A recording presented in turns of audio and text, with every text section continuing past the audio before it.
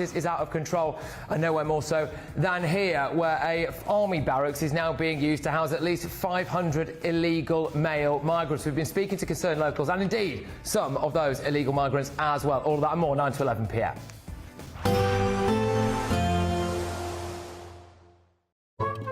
Today's outlook: cool, calm and completely horizontal. Boxed aircon sponsors the weather on GB News. Hello and welcome along to the latest update from the Met Office for GB News. It's going to stay dry for most of us during the next 24 hours and longer. Some cloud in the north and east, slowly turning cooler. The reason for that is high pressure that continues to dominate the weather. Well, it drifts slightly more towards the northwest. Around that high, we've got cooler, less humid air drifting in. And we've also got low cloud drifting in. So eastern Scotland, northern Scotland, parts of Northern Ireland, eastern England certainly prone to cloud overnight. That cloud thick enough to give a few spots of rain over the Pennines across eastern Scotland as well. But clear skies towards the southwest. Wherever you are, it's going to stay relatively warm in the south, 16 Celsius, but towards the north with that cooler air in place, could get down to the mid-single figures. A fresh start to the day on Friday. Plenty of sunshine for Wales, the Midlands, the south of England. This low cloud across the north and east of England, as well as southern Scotland, tending to lift and break through the morning, but it could give a few light showers. Say, for example, East Lothian, the borders region of Scotland, northern Scotland also, Caithness, Sutherland, seeing a few light showers. There's plenty of sunshine for central and western Scotland, Northern Ireland as well, seeing the cloud lift and break, retreat back to the beaches through the day. So a brightening up process for many, and with high pressure close by, it's effectively another largely dry and bright day. But there will be a fresh breeze blowing into the north and the east of the UK, limiting temperatures to the mid to high teens, whilst elsewhere where we've got the sunshine and lighter winds, mid to high 20s are more likely. Saturday starts off in a similar way, a lot of cloud in the north and the east. In fact, that cloud tends to advance south and west through the morning, so I think Saturday generally a cloudier day, a few showers once again, but most places staying dry, and with that high pressure nearby. Through the rest of the weekend and into next week, it's going to stay dry, it's going to stay warm. Today's outlook: cool, calm and completely horizontal. Boxed aircon sponsors the weather on GB News.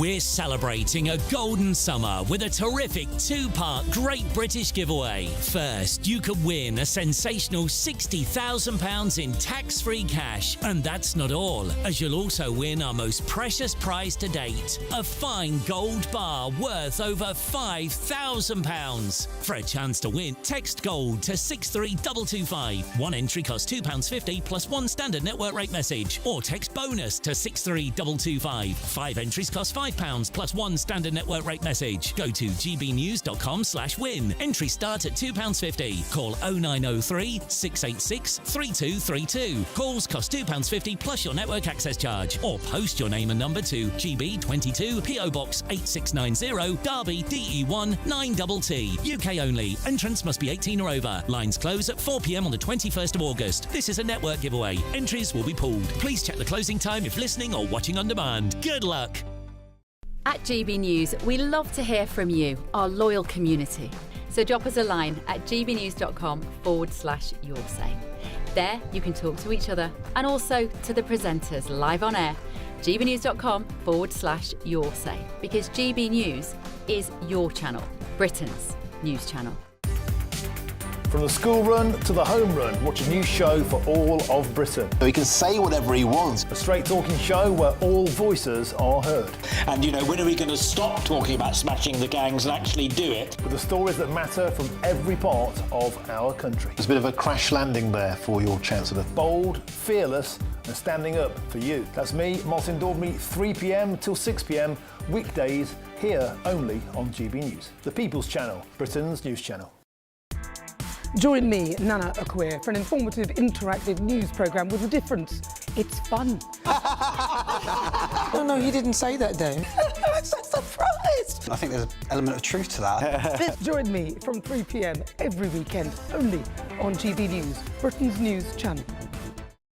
Hi, I'm Michelle Dewberry, and my show is your opportunity to cut through all the noise and dive in headfirst to some robust debates. Ideas clash. Situation, because the failure is deliberately avoiding my point. Nothing's held back. And if you think this is the end of it, wait for more. And we do not shy away from the difficult stuff. Sometimes I want to shake people and say, if only you understood. So join me on Jubes & Co. weeknights at 6 p.m, only on GB News, Britain's news channel. Breaking news, live updates, stories that matter. From the heart of the GB newsroom to every corner of Britain, with our team of dedicated journalists across the UK. GB News bulletins are there to deliver the latest news that matters to you. Bulletins on GB News, the People's Channel, Britain's news channel. GB News audience is different, it's unique, because they see through the nonsense. We want to debate with each other, we want to listen and maybe learn. We have a chat. That's what we do. We try and have a chat. They'll watch my programme while they're eating their tea, they'll watch breakfast while they're busy getting their kids ready for school. We want to hear what matters to you, what is news for you. And what's brought you out here today? What are the biggest issues affecting this particular area? The audience are the best thing about GB News. Their friends, their family. They're people who need to have their voices heard. They're passionate about the channel, they're passionate about what they believe in. The one thing about GB News is you get a chance to speak. Talk to me about why so many people have gathered here today. Do you want to say something back in return? The GB News audience is what makes GB News special. It's incredible to see. They shape our programmes, they shape our output, and they shape our channel. That's what makes us the fearless champion of Britain.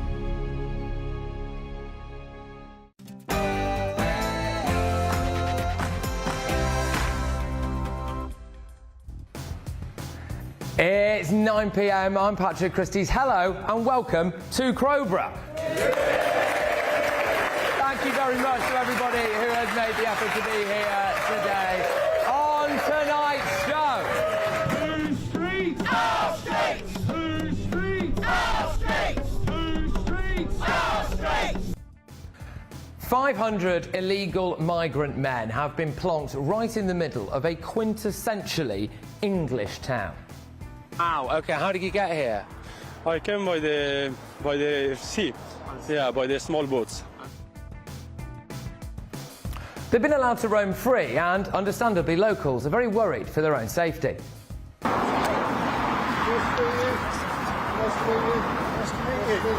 Hello.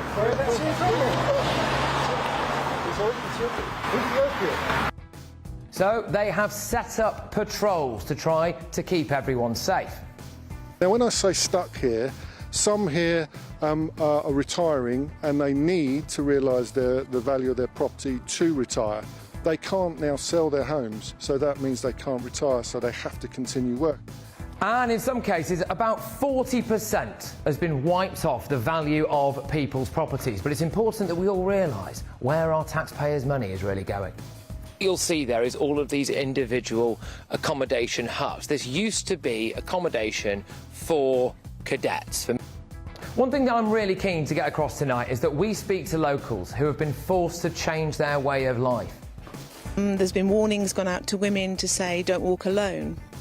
It's just gutting. It's just gutting because instead of it being a place where I've relaxed and unwound, it's a place where I just don't feel safe, including at my own house.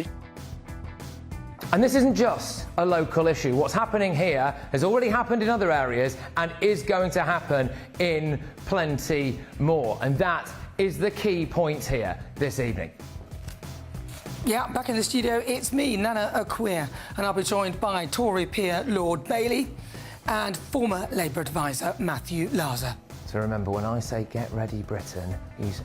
Yes, OK, so what's happening here will happen elsewhere. And after years of being lied to, it's vitally important that locals here finally get their say. So, get ready Britain, here we go.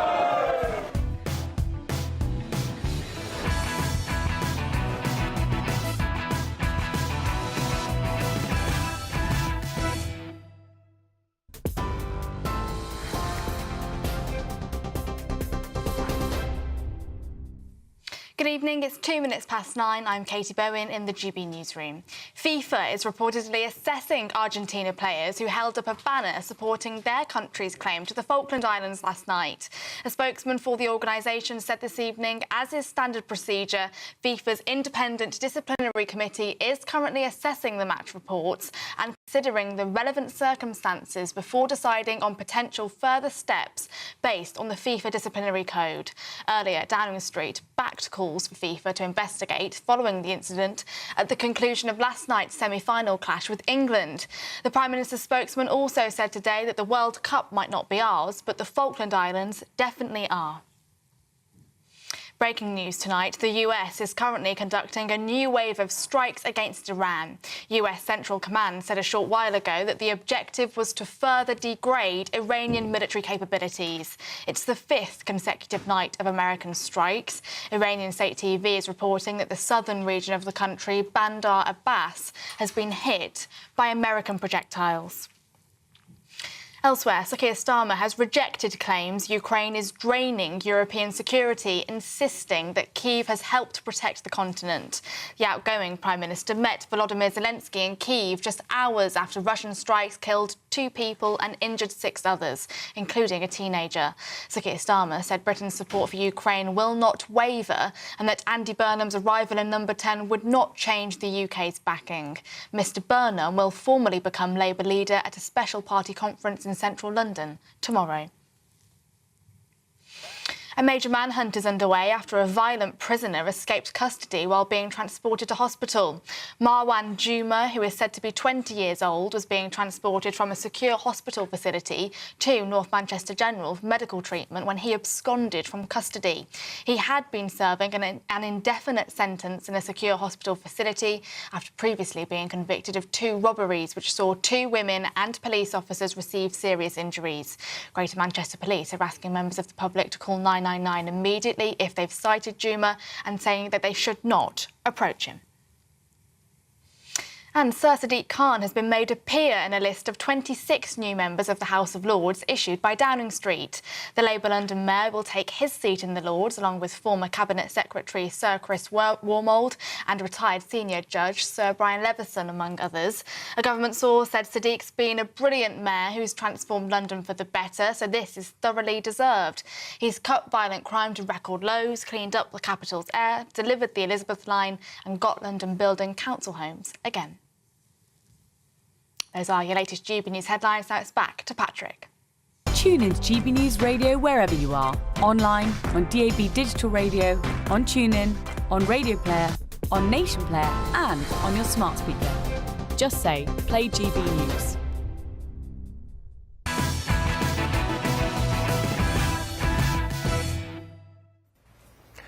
Yes, well, good evening, everybody. Hello and welcome to Crowborough. Thank you very much for everybody who has turned up here tonight. It's fantastic to see so many wonderful people under one roof. I've been planning this show for a very long time, so it's great to actually do it. Let me just explain to you exactly why we are here. So, Crowborough has been the scene of a lot of protests. Why? Well, because a former army cadet barracks, the biggest in the southwest of England, is now being used to hold several hundred illegal migrant men. Now, it's a fascinating case study, this, not least because it's going to happen in several other towns and villages as well, some of them even smaller than here, places like Linton-on-Ouse with a population of just a couple of hundred. The locals weren't consulted, they weren't told it was happening, they simply didn't get a say. Now, we've been spending the day talking to people at this particular camp. I'm going to show you inside the camp.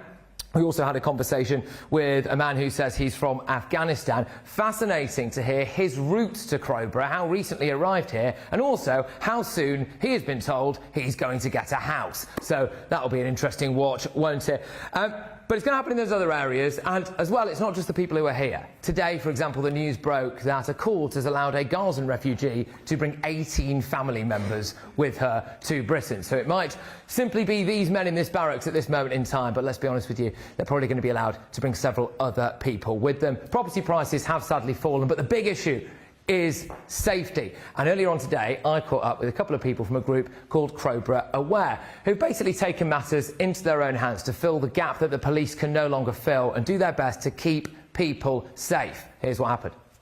The town want us here We're here to provide that level of safety and visual presence. We're effectively replacing what the police should be doing. The police should be getting out their cars and doing the patrols. That's why we're here now. That's why we're doing this, for the women, the children and the safety of our town. So that is why Crowborough Aware is here. Yeah, and James, I'll just bring you in here. So you've got your body cams on there. Is the whole thing that you will be able to record any kind of antisocial behaviour that goes on? Because I say this, we've just had reports in the last couple of minutes that some of the people from this camp have been seen in a nearby Lidl, which is just a couple of minutes away, in the car park there, just drinking in the car park. So is that the kind of thing that you would normally go and document? We wouldn't necessarily document it. We're here for the protection of our community. So we wouldn't, you know, we're not out to cause any alarm or distress to any of them. We will monitor them from a distance, but we've had so many reports of antisocial behaviour from them. Urinating in the street, defecating in the street. They've got no regard whatsoever for. They'll just chuck rubbish all over the place. There was a few from the not home office. There was a few from the processing centre. The processing centre, possibly, that were picking up litter here the other day, which I was pleased to see because there's normally so much of it that it's just crazy. OK, well, just let's just continue on down the road, because I want to know what kind of times of day that you guys are normally out. How does it normally work? Are you in constant communication with each other? Do locals get in touch with you and say, look, this is going on here now, we want you to just come and try and take a look at it? So it's 3 times a day, morning, afternoon and evening. We walk the main areas during school times, school intake, when they leave school. And generally we cover the main areas of town where we believe they're going to go. Now, generally speaking, as time's gone past, we know generally where they go. It's mainly the supermarkets, they get provisions, they get alcohol. But I think it's fair to say they're not all problematic. I think it's fair that we should say that. Some of them certainly are. Some of them have issues. Just on that, there does appear to be some members of the camp here. Hello, how are you? Hello. You okay? So, would you normally go over and say hello in this situation? I'll say hello. Yeah. Nice to meet you. Nice to meet you. Hello. That's Ethiopia.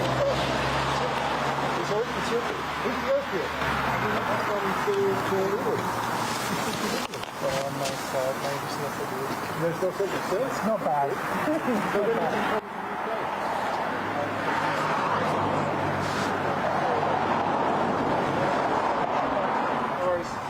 So, do you enjoy living here or not? You enjoy it?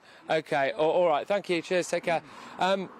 Yeah. So look. Obviously, coincidentally, we've obviously bumped into some of them here now. Again, I will say I saw pictures earlier on of the individuals that were at that Lidl hanging around there earlier on, and I think it is safe to say it is them. We recognise them from the pictures. So what did you make of that interaction there then? What were they saying to you? I couldn't really make it out. I think, well, one said he was from Ethiopia, one was from Eritrea. I think the problem with these chaps here, they can't speak English, where some of them do. The Iranians that I've interacted with speak good English, the Egyptians, but unfortunately these guys don't. So it's difficult to interact and see what their feelings are about the camp. They do refer to this camp as the prison.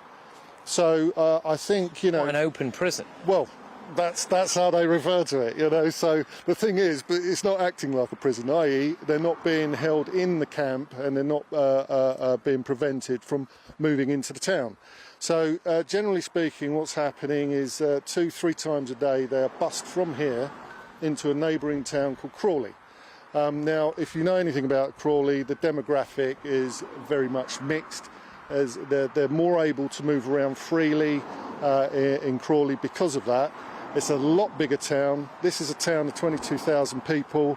Unfortunately, they will stand out, and people are very concerned about that. And one of the aspects of concern is, and we're going there a little bit later on, but there's a golf course just over there, I think, isn't it? And one of the aspects of concern has been hanging around, I think it's at the 13th tee, is that right, where there's a particular bench? Would you mind just explaining some of the issues that have taken place there? mainly just antisocial behaviour, drinking lots of alcohol. Crowborough Golf Course, just walk it, it's beautiful. Yeah, they're sat on the 13th tee because it's the 13th is closest to the camp. And the other night there must have been 7 or 8 there. Every single one of them drinking. They'll just leave the bottles, leave the cans, and walk back into the camp.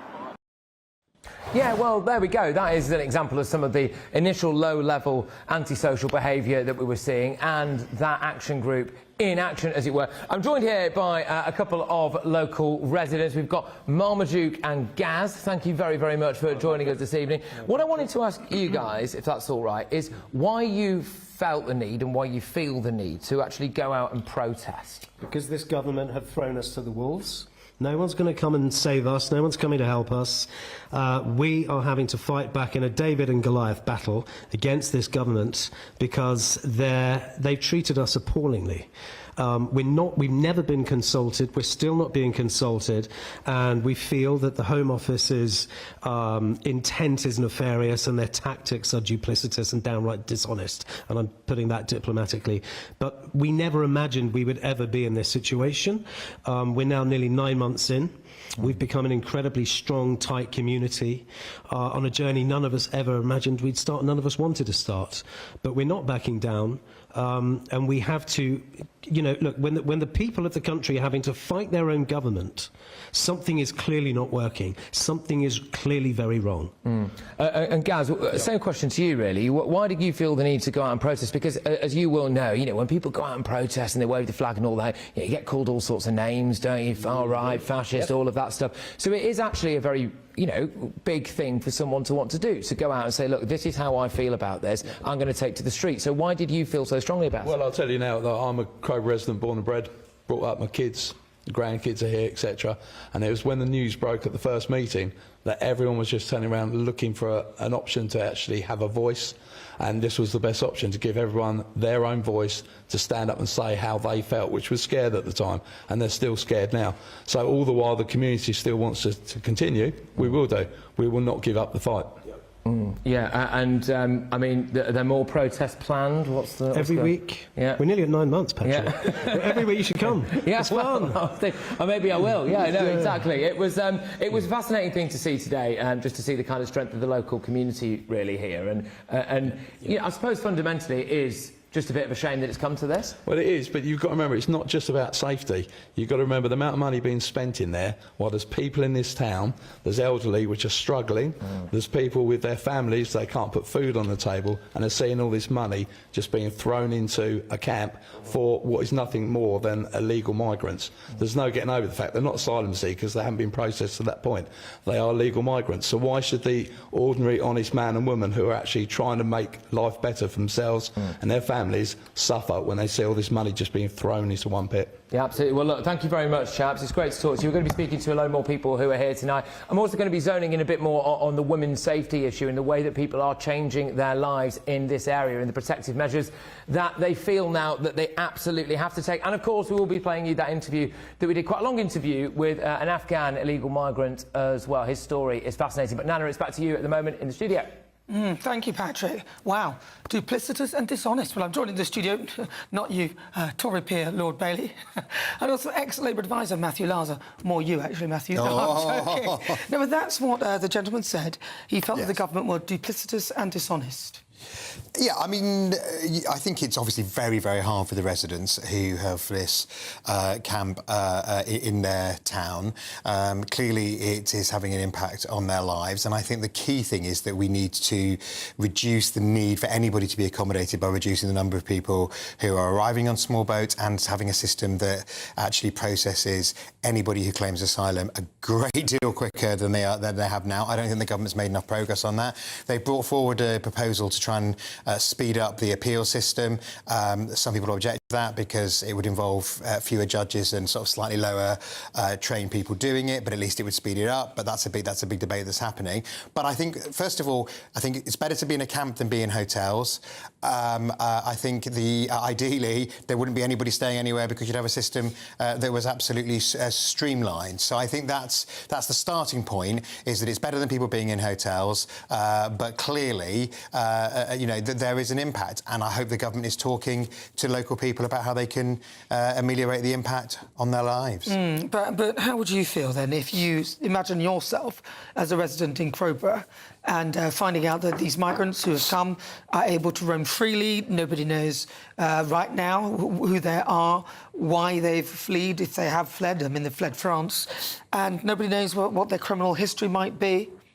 Yeah, I mean, none of us know the criminal history of anybody who lives, in our neighbourhood. No. That's very different. These people have been brought from another country. They've come here. They have come here through illegal means, even. Well, they weren't all of them, because we don't know if they've all come off small boats. But that is, they've come here in a manner that would suggest that's breaking the law for starters. So, well, it's not illegal to claim asylum. I think no, it's not illegal to claim asylum. I think it's important but the way they've come is illegal. We have to have a system that allows people to claim asylum, because there are, of course, genuine asylum seekers who it is quite right that we give a sanctuary to. That is a great British tradition. That is at the core of our democratic values. Now, clearly, the system is not and has not been working properly. I think it is right that we stop the use of hotels as quickly as possible. I want a system where people are not hanging around in camps forever and ever. And the system needs to speed up. Well, I'd like to see them not able to come out of the camp. I'd like to see it as a self-contained thing that they work in and maybe help to clean and cook and all the things that they would do in their own home. And then if they pass their asylum, then they come out. But, Lord Bailey, all of this kind of happened under the watch of the Tories, really, all this open border behaviour. Undoubtedly, and what happened is the whole political firmament, as I've told you before, has failed. And I wouldn't sit here as a Tory card-carrying and try to get in a defence of that. What I would say, though, is that I don't think it was just the Tories that failed. I think it's all of Parliament who failed. And if you take it back to the locals for a second, let's be clear, the government have been truthful. When they came to power, they were very clear that they were going to spread this all over the country, which they are doing now. And I said at the time, what they are doing is making sure that in these places there won't be any Labour MPs. If you're a Labour MP anywhere near this community, you will be in panic mode. That's the first thing. Secondly, if you go to this community, what was interesting about the interview that Patrick did, that the two young men who were patrolling their community were very careful to say not everybody's problematic. And I think that's important to say. Not everybody who's an asylum seeker is somehow a violent criminal. But unfortunately, there's been enough incidences to make people worry. And anybody who denies that and accuses people of being racist because they're worried about that is why these communities are so agitated. Look at places, I think it's RF Cameron up in Scotland. That community fought tooth and nail not to have it, and the government relented. That's the first piece. The second piece is this: moving people out of hotels, like it or not, it's the right thing to do. Yeah. It was costing an arm and a leg. The question that needs to be asked is this any cheaper? I don't know that to be the case, or I do know overall we're spending even more on migration, and that's especially when you calculate how much we're giving the French, etc. But ultimately, they need to look now about their disturbances it's causing to communities and placate those communities, which I don't think is possible. I don't think it's possible either. Well, look, in November 2025, Sussex Police confirmed that officers had increased patrols after the migrant camp opened. Sussex Police Chief Constable Joe Shiner said neighbourhood officers were providing wider community reassurance, adding, "We're increasing our reassurance patrols. There's just more visibility in the town centre." All right, let's go back to Patrick in Crowsborough. What's coming up? Yes, exactly. We are going to be talking about, if everything's so safe, why do they need all of these additional patrols? We're going to be zoning in specifically on the issue of women's safety. I'm going to take you inside the Crowborough migrant camp and speak to a woman who has taken the government to court. All that and more next. Do you trust what you're being told? Good, because neither do I. Those are just facts. I'm Alex Armstrong, and on my show, we'll expose the spin. Well, I want to answer that, because you didn't let me last time, because you always speak over me. The broken promises. To deny that is denying the truth. And the hypocrisy. Needs to stop. We can allow. Politics, policy, Parliament. Nothing is off limits. No sugarcoating, no fear of offence, just the truth laid bare. Tune in every Saturday and Sunday at 9 p.m. for Alex Armstrong Tonight, only on GB News, Britain's news channel. At GB News, we love to hear from you, our loyal community. So drop us a line at gbnews.com/yoursay. There you can talk to each other and also to the presenters live on air. gbnews.com/yoursay, because GB News is your channel, Britain's news channel. Here at GB News, we made a promise to tell your stories. And on the 6th of August, we're marking 5 years of doing exactly that. Celebrate with us by having your say. Join in the debates live on TV and radio. And meeting your favourite presenters across the country, from Leeds to Aberdeen, from Belfast to Barry Island. Plus, join me in Essex for our biggest live show of the year. Scan the QR code or visit gbnews.com/celebrate. Terms and conditions apply. From the school run to the home run, watch a new show for all of Britain. He can say whatever he wants. A straight talking show where all voices are heard. And, you know, when are we going to stop talking about smashing the gangs and actually do it? With the stories that matter from every part of our country. There's a bit of a crash landing there for your Chancellor. Bold, fearless and standing up for you. That's me, Martin Daubney, 3 p.m. till 6 p.m, weekdays, here only on GB News. The People's Channel, Britain's news channel. Breaking news, live updates, stories that matter. From the heart of the GB newsroom to every corner of Britain, with our team of dedicated journalists across the UK. GB News bulletins are there to deliver the latest news that matters to you. Bulletins on GB News, the People's Channel, Britain's news channel. Some people enjoy lazy Sunday mornings, but not me. What's the truth of the matter? So that's a very live question. Would you support him if he waters down these plans? Before the spin sets in, I'll be getting to the truth. This is personal. No soft questions, no easy answers. It's one thing if the state has rules in this country. It's another thing whether the police and others actually police them. Setting the agenda and holding those in power to account. You can't really blame her if the system is set up this way. You will not want to miss it, trust me. The Camilla Tominey Show, Sundays from 9:30, only on GB News.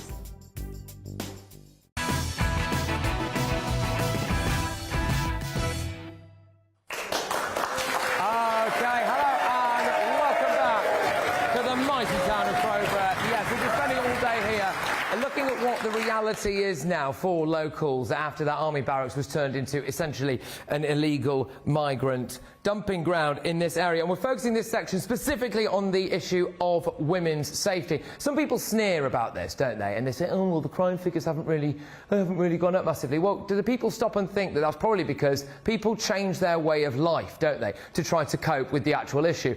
Men and mothers and fathers are now picking their daughters up from schools more, not allowing them to walk out to the shops a bit more, not letting them go to Brighton Beach, for example, which is not a million miles away from here. People paying £5,000, I spoke to one guy earlier today, just to have more security at his home. Those patrols that we've already seen. People not bothering to report maybe things like low-level drug use, etc., etc. So the other factor of why crime might not necessarily have risen hugely in the stats around here is because what they're doing is they're busing these illegal migrants into a different town called Crawley, and I will be very interested to see the crime stats there. Anyway, on the notion of people changing their lives to cope with this, I spoke to a very brave lady earlier. Now, she wanted to remain anonymous for obvious reasons. She didn't want to end up getting any kind of backlash for what she was saying, and unfortunately that's the state and Britain at the moment, isn't it? Here is what she had to say about how this has affected her life.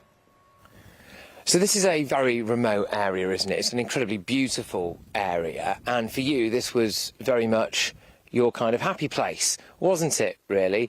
And that's changed. You just want to explain why that is? Yeah, I mean, I purchased a house in this area 15 years ago, and mostly because of this beautiful, stunning forest. I've had a dog for 15 years. I've still got a dog, and it's a place where I've walked and chilled out and just relaxed and unwound.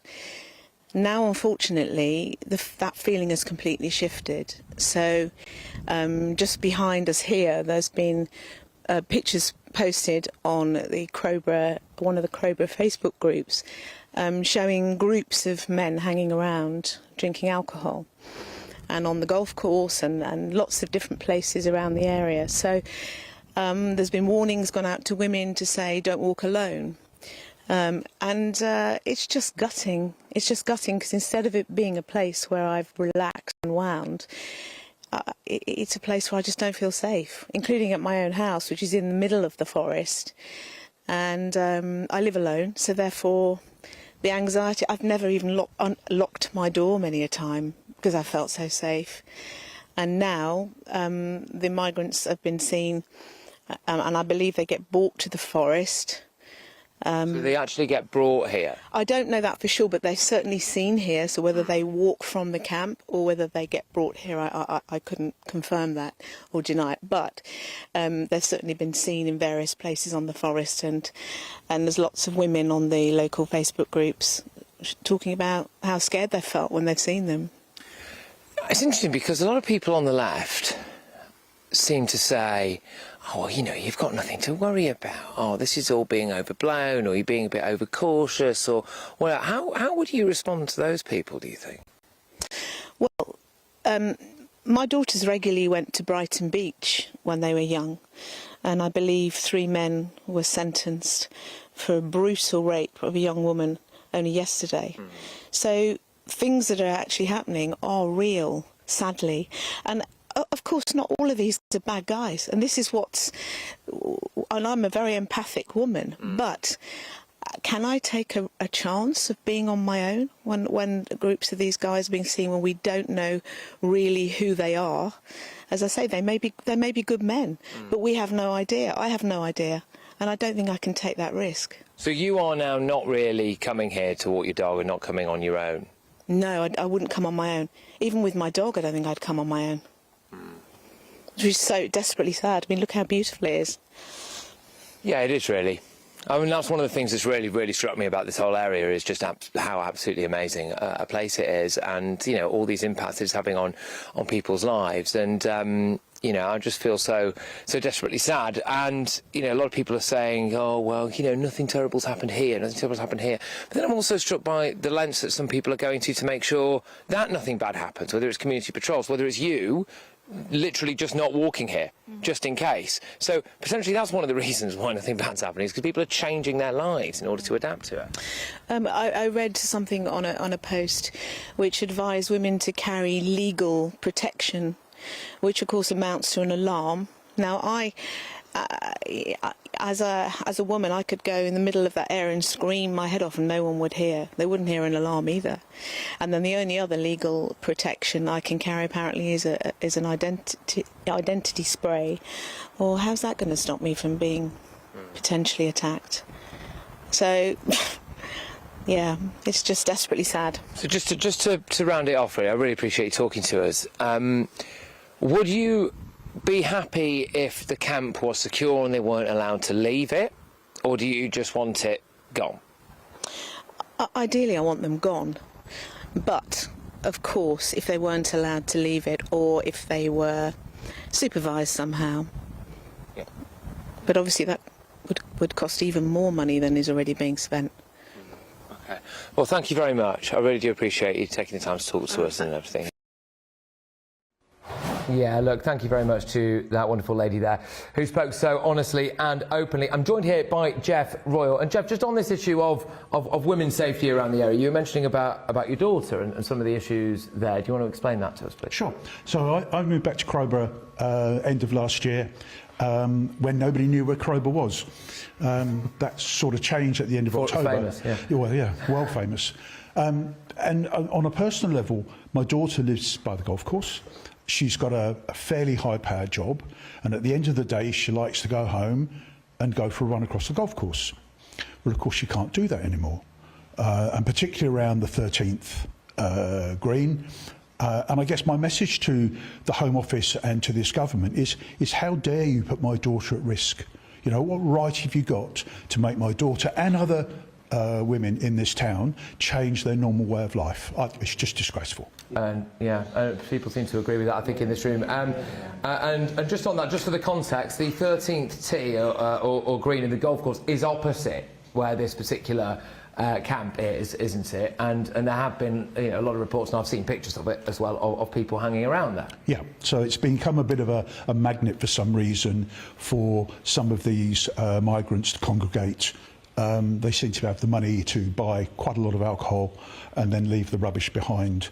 And it doesn't take a great leap of imagination that if you've got 6 to 8 guys of a certain age stoked with alcohol and a pretty girl walks past, it's not a good look. It's an unnecessary risk, that certainly that type of risk just was not there before, was it? No. So there you go. All right, thank you very, very much, sir, and wish you and of course your daughter all the very best. We're going to go back to Nana in the studio now with her panel. Nana, I'll throw it over to you. All right. Well, listen, I'm joined in the studio by Tory peer Lord Bailey and ex-Labour advisor Matthew Larser. Thanks for that. Now, listening to what Jeff was saying there, he's concerned about women's safety. Matthew, do you think, to be honest, that it is really irresponsible of the government to create a situation that would potentially put many women at risk? And that's not to say that all people who come here illegally via the dinghies are bad people, but frankly, we don't know what kind of people they are. So why do you think it's irresponsible? They're able to release whenever.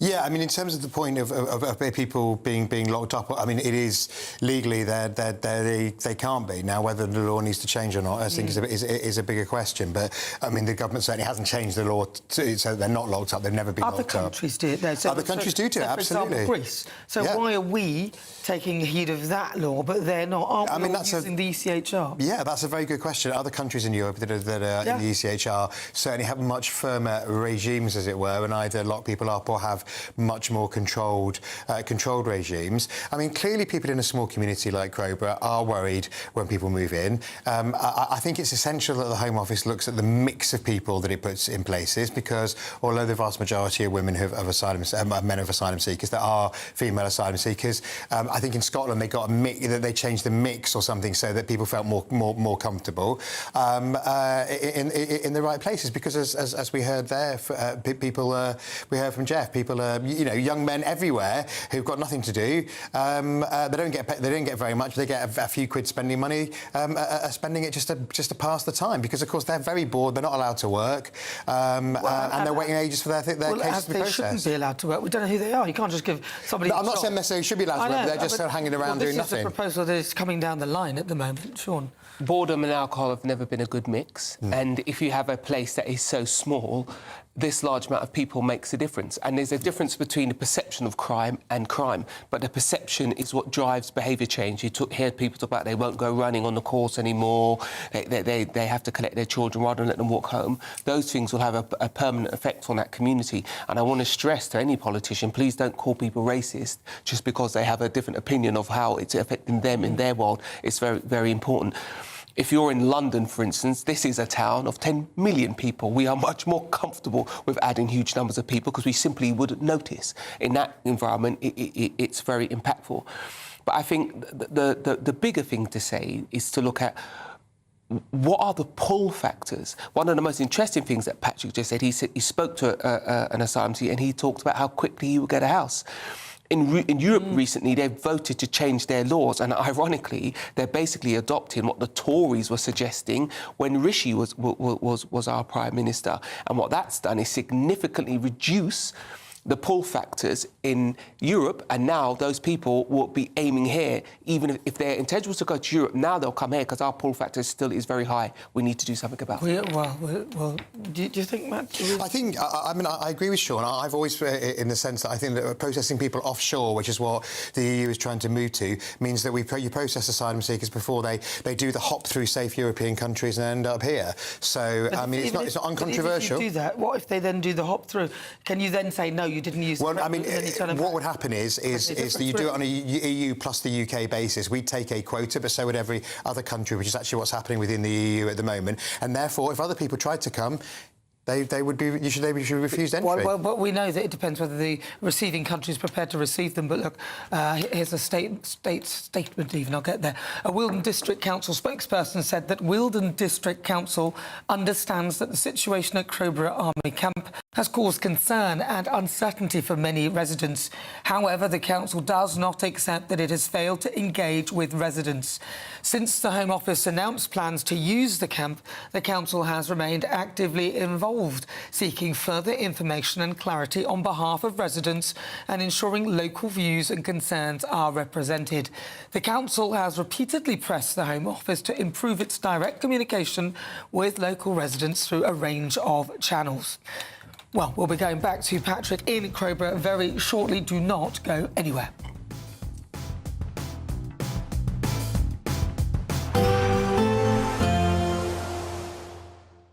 Be nice to escape the grey. Clear skies, here we come. As clear as our travel insurance. All Clear Travel Insurance sponsors GB News Travel Destinations Forecast.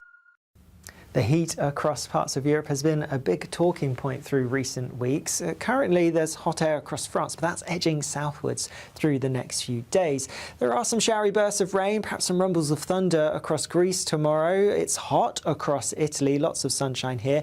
Outbreaks of rain for parts of France, and like I said, that heat pushing its way southwards into Spain. Here there will be the odd shower around, but generally it's looking fine and sunny, and for many, that's how it's going to be into next week. All Clear Travel Insurance sponsors GB News Travel Destinations Forecast. Hello and welcome along to the latest update from the Met Office for GB News. It's going to stay dry for most of us during the next 24 hours and longer.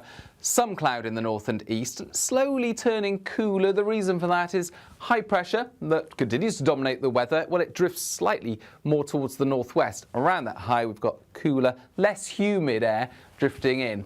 And we've also got low cloud drifting in. So eastern Scotland, northern Scotland, parts of Northern Ireland, eastern England, certainly prone to cloud overnight. That cloud thick enough to give a few spots of rain over the Pennines across eastern Scotland as well. But clear skies towards the southwest. Wherever you are, it's going to stay relatively warm in the south, 16 Celsius, but towards the north with that cooler air in place, could get down to the mid-single figures. A fresh start to the day on Friday. Plenty of sunshine for Wales, the Midlands, the south of England. This low cloud across the north and east of England, as well as southern Scotland, tending to lift and break through the morning, but it could give a few light showers. Say, for example, East Lothian, the borders region of Scotland, northern Scotland also, Caithness, Sutherland, seeing a few light showers. There's plenty of sunshine for central and western Scotland, Northern Ireland as well, seeing the cloud lift and break, retreat back to the beaches through the day. So a brightening up process for many, and with high pressure close by, it's effectively another largely dry and bright day. But there will be a fresh breeze blowing into the north and the east of the UK, limiting temperatures to the mid to high teens, whilst elsewhere where we've got the sunshine and lighter winds, mid to high 20s are more likely. Saturday starts off in a similar way, a lot of cloud in the north and the east. In fact, that cloud tends to advance south and west through the morning, so I think Saturday generally a cloudier day, a few showers once again, but most places staying dry, and with that high pressure nearby. Through the rest of the weekend and into next week, it's going to stay dry, it's going to stay warm. You want to know what's really going on in the corridors of power? Labour don't know what to do with you half the time, and that makes you quite lethal in the chamber. Get behind the headlines with Chopper's Political Podcast. Join me, Christopher Hope, as I sit down with the great and the good of British politics. We'll see where this ruling takes us. These are the stories shaping our nation. Chopper's Political Podcast, available now on all platforms. Listen in and stay ahead. I've been in Westminster for a long time, but I know that though power may be here, its effect on people's lives is across the whole of the country. We may be where rules are made, but it's where they're implemented that matters. Join me, Jacob Rees-Mogg, for forthright and frank discussion on where Britain has come from, where it's going, and where it will end up. That's State of the Nation, Monday to Thursday, 8 to 9 o'clock. Vox Populi, Vox Dei.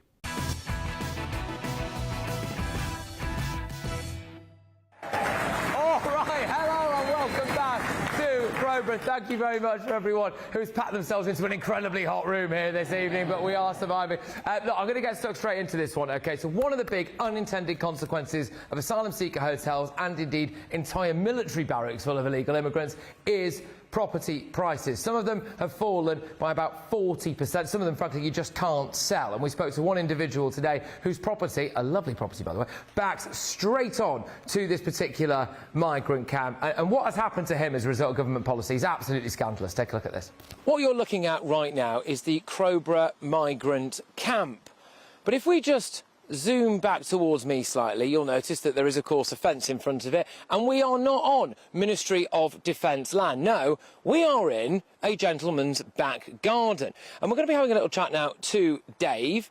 Dave, this is your land, this is your property, isn't it? And you are right there now, backing on to this migrant camp. How do you feel about that? What impact has this had on your life? I think it would be fair to say this is almost like a monster that's been plonked right in the middle of our community. Some of us live right on the periphery of the camp, including myself. You've got to now be concerned all the time, you know, locally they're urinating, they're defecating, they're facing our gardens. I'm not saying they're all like this, but we're having these kind of issues. And it's not just those cultural issues that come into play here. The values of our homes are being absolutely decimated. We're battling with the council tax to say, look, our values of our houses have reduced. What are you going to do with our council tax? They're not interested. So in terms of living here, it's gone from a pristine environment on the edge of an outstanding forest to now having to be concerned about what's coming down our garden. And this is a big point. You chose to live here, didn't you? You chose to live in a place after you'd retired as well, in an area of outstanding natural beauty, all of that, and the situation has sadly changed. Do you mind me asking, roughly, how much do you think your property might have depreciated by? And I know that there are issues when it comes to people who are actively trying to sell at the moment. Yeah. I think from a point of view of local estate agents, they have suggested those quite near the camp between 30 and 40%.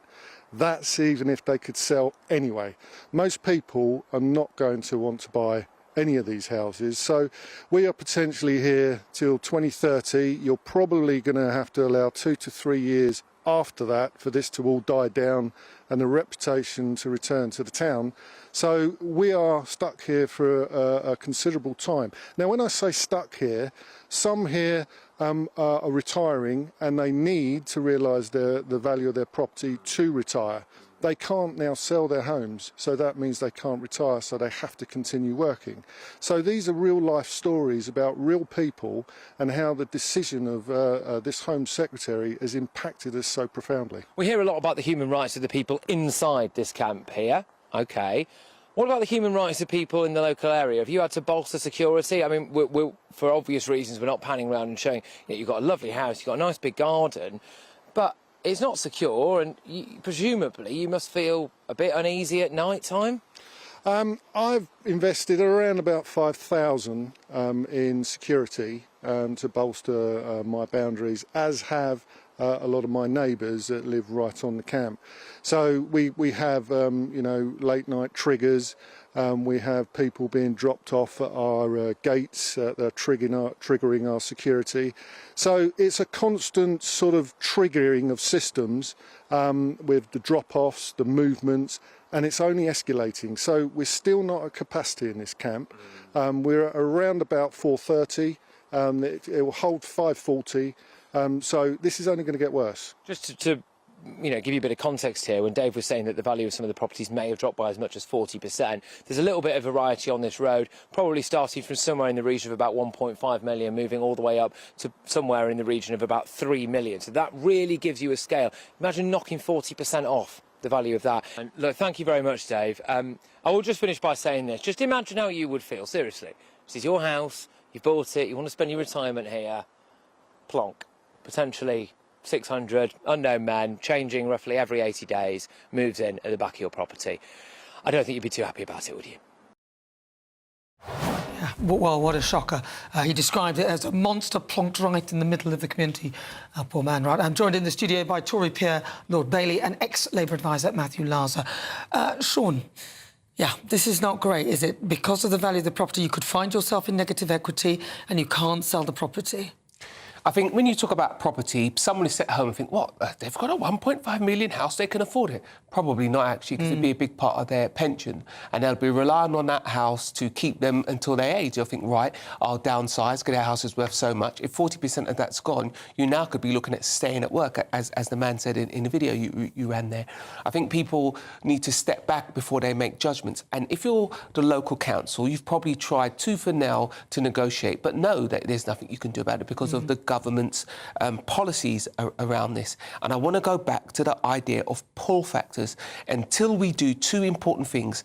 Matthew talked about a system to analyse people quickly. He's correct. That needs to happen. But what we need to do is develop a stomach, an appetite to send people back. Now, as much as you can blame this on the Tories, we tried to send people back. We tried to reduce the pull factor. The Labour government simply have not done that. And I haven't sensed anything from them that says if a person doesn't suit our criteria, we're going to send them back. Now, they've talked about incentivising people. And to be clear, I have some sympathy for that because you do have to say to people, please leave. And if you can get people to leave voluntarily, that'd be much easier. But we shouldn't give that too much money. That should be given money in the idea that it will reduce our overall costs. But the political class are now going to have to say, look, we've taken in a lot of people. Many of those people can't stay. They're going to have to develop an appetite to ask for people to leave, or these problems will never be solved. Well, I don't know. I mean, we can't even send a paedophile kind of rapist who's finished his sentence back to his home, Pakistan. So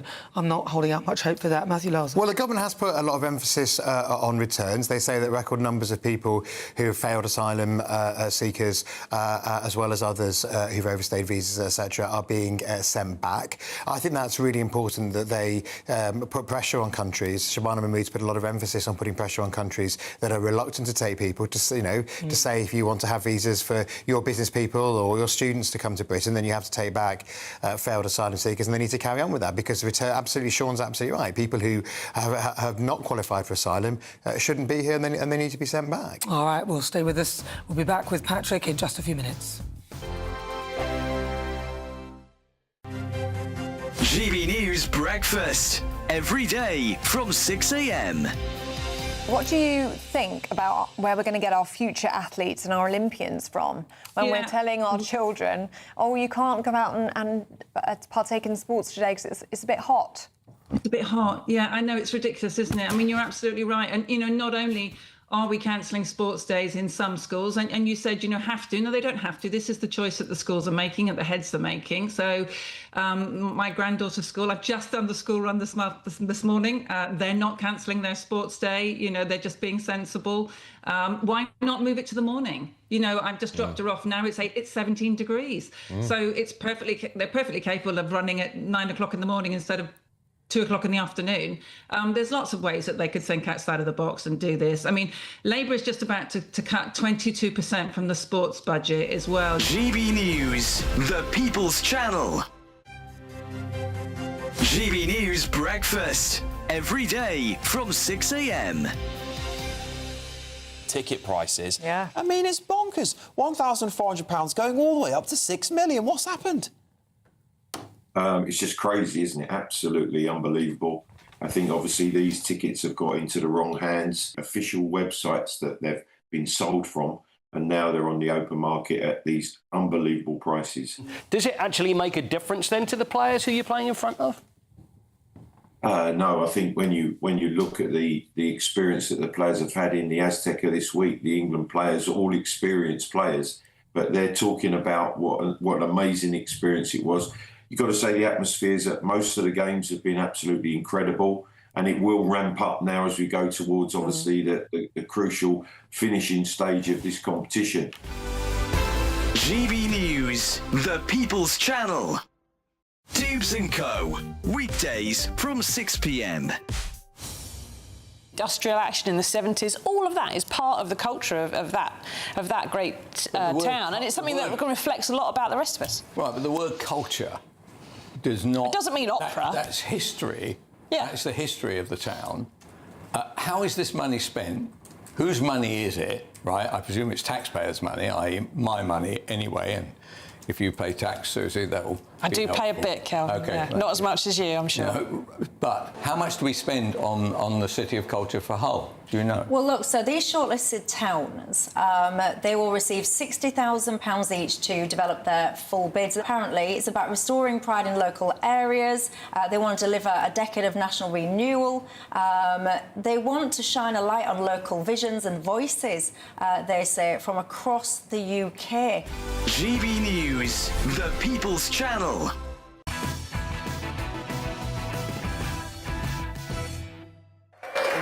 back to the programme. Now, like you might remember the Bell Hotel in Epping, locals have decided to take the government to court to try to stop their local army base being used as a migrant barracks instead. I'm joined here now by Kim Bailey, who's the director of a group called Cobra Shield. Kim, you are fighting the government on this. How's that going? Why did you decide to do it? Well, we decided to do it because this obviously was leaked in the media in October, and the first thing that this community did was lean on its district council. They basically said they were not interested, they were not going to help us, they were not going to support us with any legal action. So this whole community came together, and over the course of the 9 months, they've raised enough money to pay for this judicial review. So on Tuesday next week, 2-day hearing, we're going up to London. We're going to hold Shabana to account for what she's doing here. There's been no risk assessments, as you've heard from Jeff and from Marmaduke. This is a massive risk. They are concentrating huge numbers of undocumented men into towns that don't have the infrastructure to support it. The local police is not suitable for housing or, policing this number of people. The nearest major police station is like 40 minutes away. That is not going to provide enough security and police for here. At the moment, they say that the crime rates are down, but that's because there is a massive presence of police here. We know as soon as that judicial review is over that police force is going to be, that resource is going to be pulled from here. And just very quickly, people won't remember you because you stood up at a community meeting and put the co-deputy leader of the Green Party in her place after she said that they were doctors, engineers and surgeons.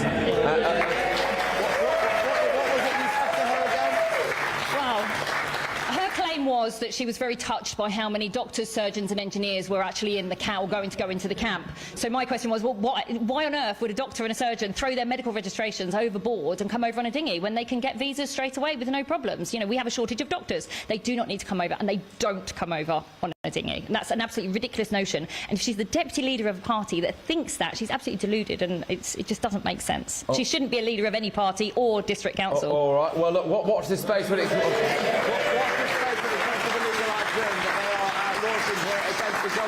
Remember when the government said that the rights of asylum seekers trump the rights of locals? Will they do it again here? Back to you, Nana.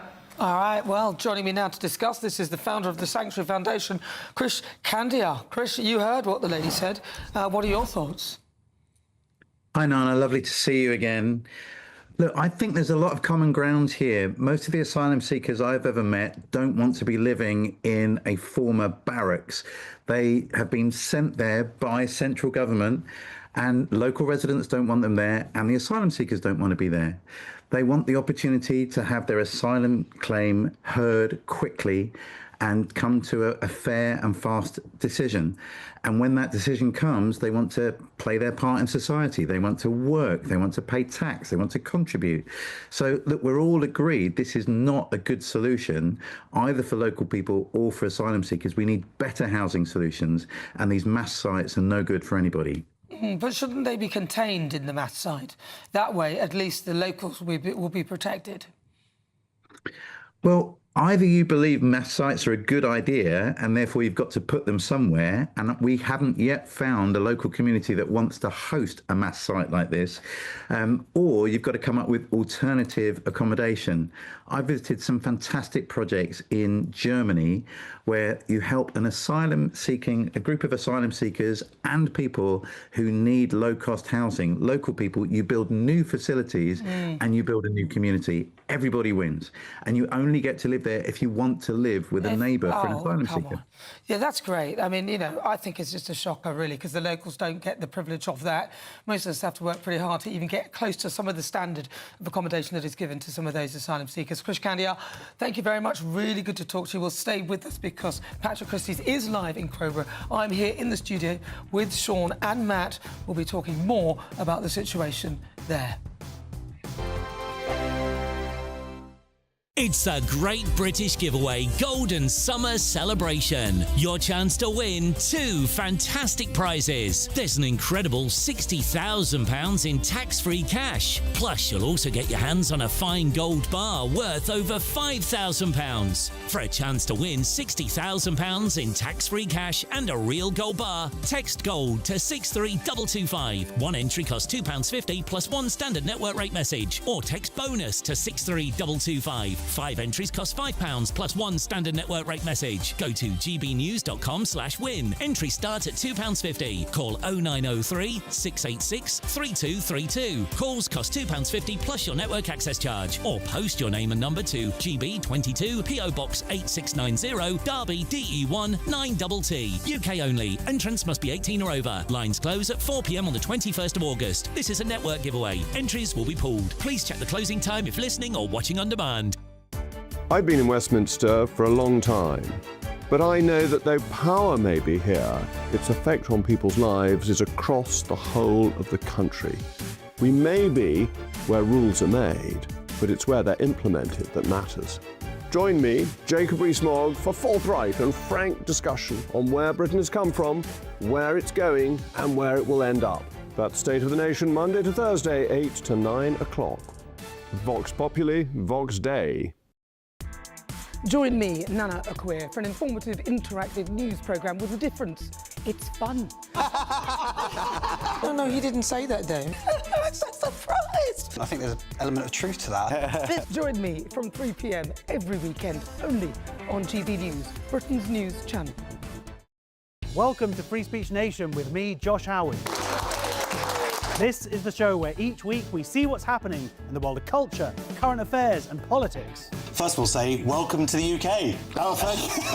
And we're not afraid to use our free speech so that you can use yours. It's not controversial in the slightest to anyone who hasn't lost their mind. Free Speech Nation, Sunday nights at 7 p.m. Only on GB News, the People's Channel, Britain's news channel.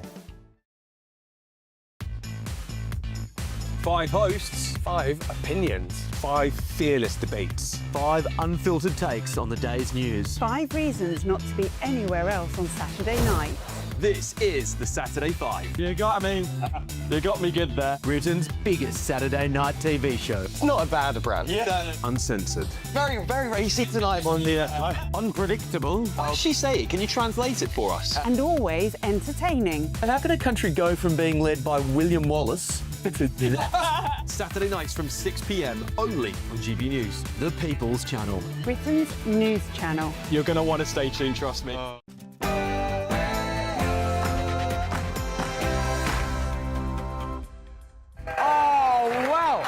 It's 10 p.m. I'm Patrick Christys, and welcome to Crowborough. Thank you very much for coming, everybody, on tonight's show. 2 streets, our streets. 2 streets, our streets. 2 streets, our streets. 500 illegal migrant men have been dumped in a quintessentially English town. Wow. Okay. How did you get here? I came by the sea. Yeah, by the small boats. As you were seeing there, we're going to be taking an interview with an Afghan illegal migrant who also happens to be an MMA fighter, by the way. They're allowed to roam free, and that, of course, has left locals fearing for their own safety. Nice to meet you. Nice to meet you. Nice to meet you. Hello. Who do you go for? Locals have decided to fight back here. They've set up patrols to try to keep themselves safe. Now, when I say stuck here, some here are retiring and they need to realise the value of their property to retire. They can't now sell their homes, so that means they can't retire, so they have to continue working. The knock-on effects of what's going on here are absolutely massive. It's not just safety, it's things like property prices and hits to the local economy. But I am going to take you inside that migrant camp so that you can see what your taxpayers' money is really paying for. What you'll see there is all of these individual accommodation hubs. This used to be accommodation for cadets. And of course, an issue that I feel really strongly about, and I feel incredibly offended about, by the way, is that locals have had to change their way of life. There's been warnings gone out to women to say don't walk alone. It's just gutting. It's just gutting because instead of it being a place where I've relaxed and unwound, it's a place where I just don't feel safe, including at my own house.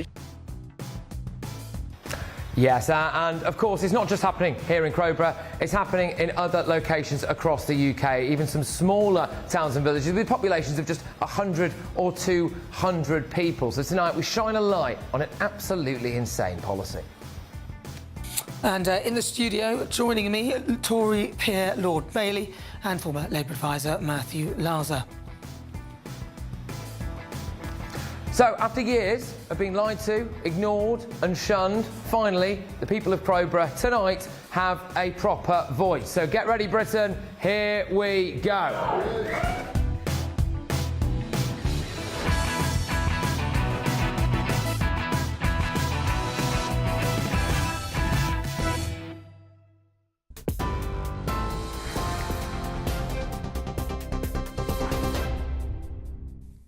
Good evening, it's 3 minutes past 10. I'm Katie Bowen in the GB newsroom.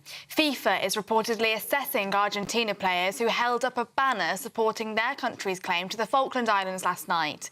A spokesman for the organisation said this evening, as is standard procedure, FIFA's independent disciplinary committee is currently assessing the match reports and considering the relevant circumstances before deciding on potential further steps based on the FIFA disciplinary code. Earlier, Downing Street backed calls for FIFA to investigate following the incident at the conclusion of last night's semi-final clash with England. The Prime Minister's spokesman also said today that the World Cup might not be ours, but the Falkland Islands definitely are. Some breaking news tonight. The US is currently conducting a new wave of strikes against Iran. US Central Command said a short while ago that the objective was to further degrade Iranian military capabilities. It's the 5th consecutive night of American strikes. Iranian state TV is reporting that the southern region of the country, Bandar Abbas, has been hit by American projectiles. Elsewhere, a major manhunt is underway after a violent prisoner escaped custody while being transported to hospital. Marwan Juma, who is a Sudanese national said to be 20 years old, was being transported from a secure hospital facility to North Manchester General for medical treatment when he absconded from custody. He had been serving an indefinite sentence in a secure hospital facility after previously being convicted of 2 robberies which saw 2 women and police officers receive serious injuries. GB News can disclose that Juma does not have indefinite leave to remain and that he has been serving part of his sentence in Belmarsh Prison. Greater Manchester Police are asking members of the public to call 999 immediately if they believe to have seen him.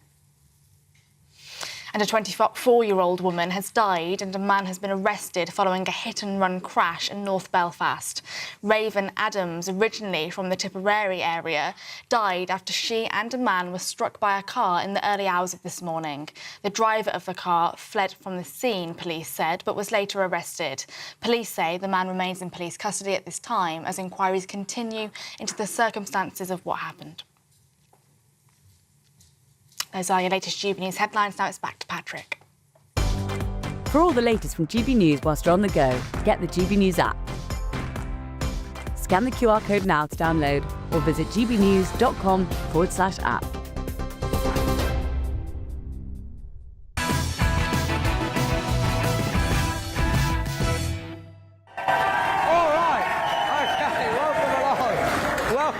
To the wonderful people of Crowborough, thank you very much. It's been an absolute pleasure. And can I just say what absolutely beautiful, wonderful area this is, which makes it all the more disappointing that government policy, unfortunately, is setting about changing this area. The barracks there, of course, now home to about 500 illegal migrant men, set to increase, by the way, could be as much as 600. That's the issue we've been highlighting today. Locals have been protesting. Other areas are going to be affected by this. Now, earlier on, I caught up with an Afghan man who arrived in Britain via small boat roughly 2 weeks ago. And what I want you to pay close attention to here is not just how he got into Britain. I want you to know the route that he took to get here, the way he's been treated since he's arrived here, and what they've promised him if he manages to behave himself for a couple of months at this Crowborough military barracks. Here he is. Thank you for agreeing to talk to us. So what was your name, sir? My name is Jalal Ahmad. And where are you from, Jalal? I'm from Afghanistan. Yeah. How long ago did you arrive in Britain? It's about 15 or 16 days. Wow. Okay. How did you get here? I came by the sea. Yeah, by the small boats. Okay. Yeah. And so what happened when you arrived in Britain then? Did you go to a different place and then you came here? Yes, when we reached the river of the England police comes and get us, and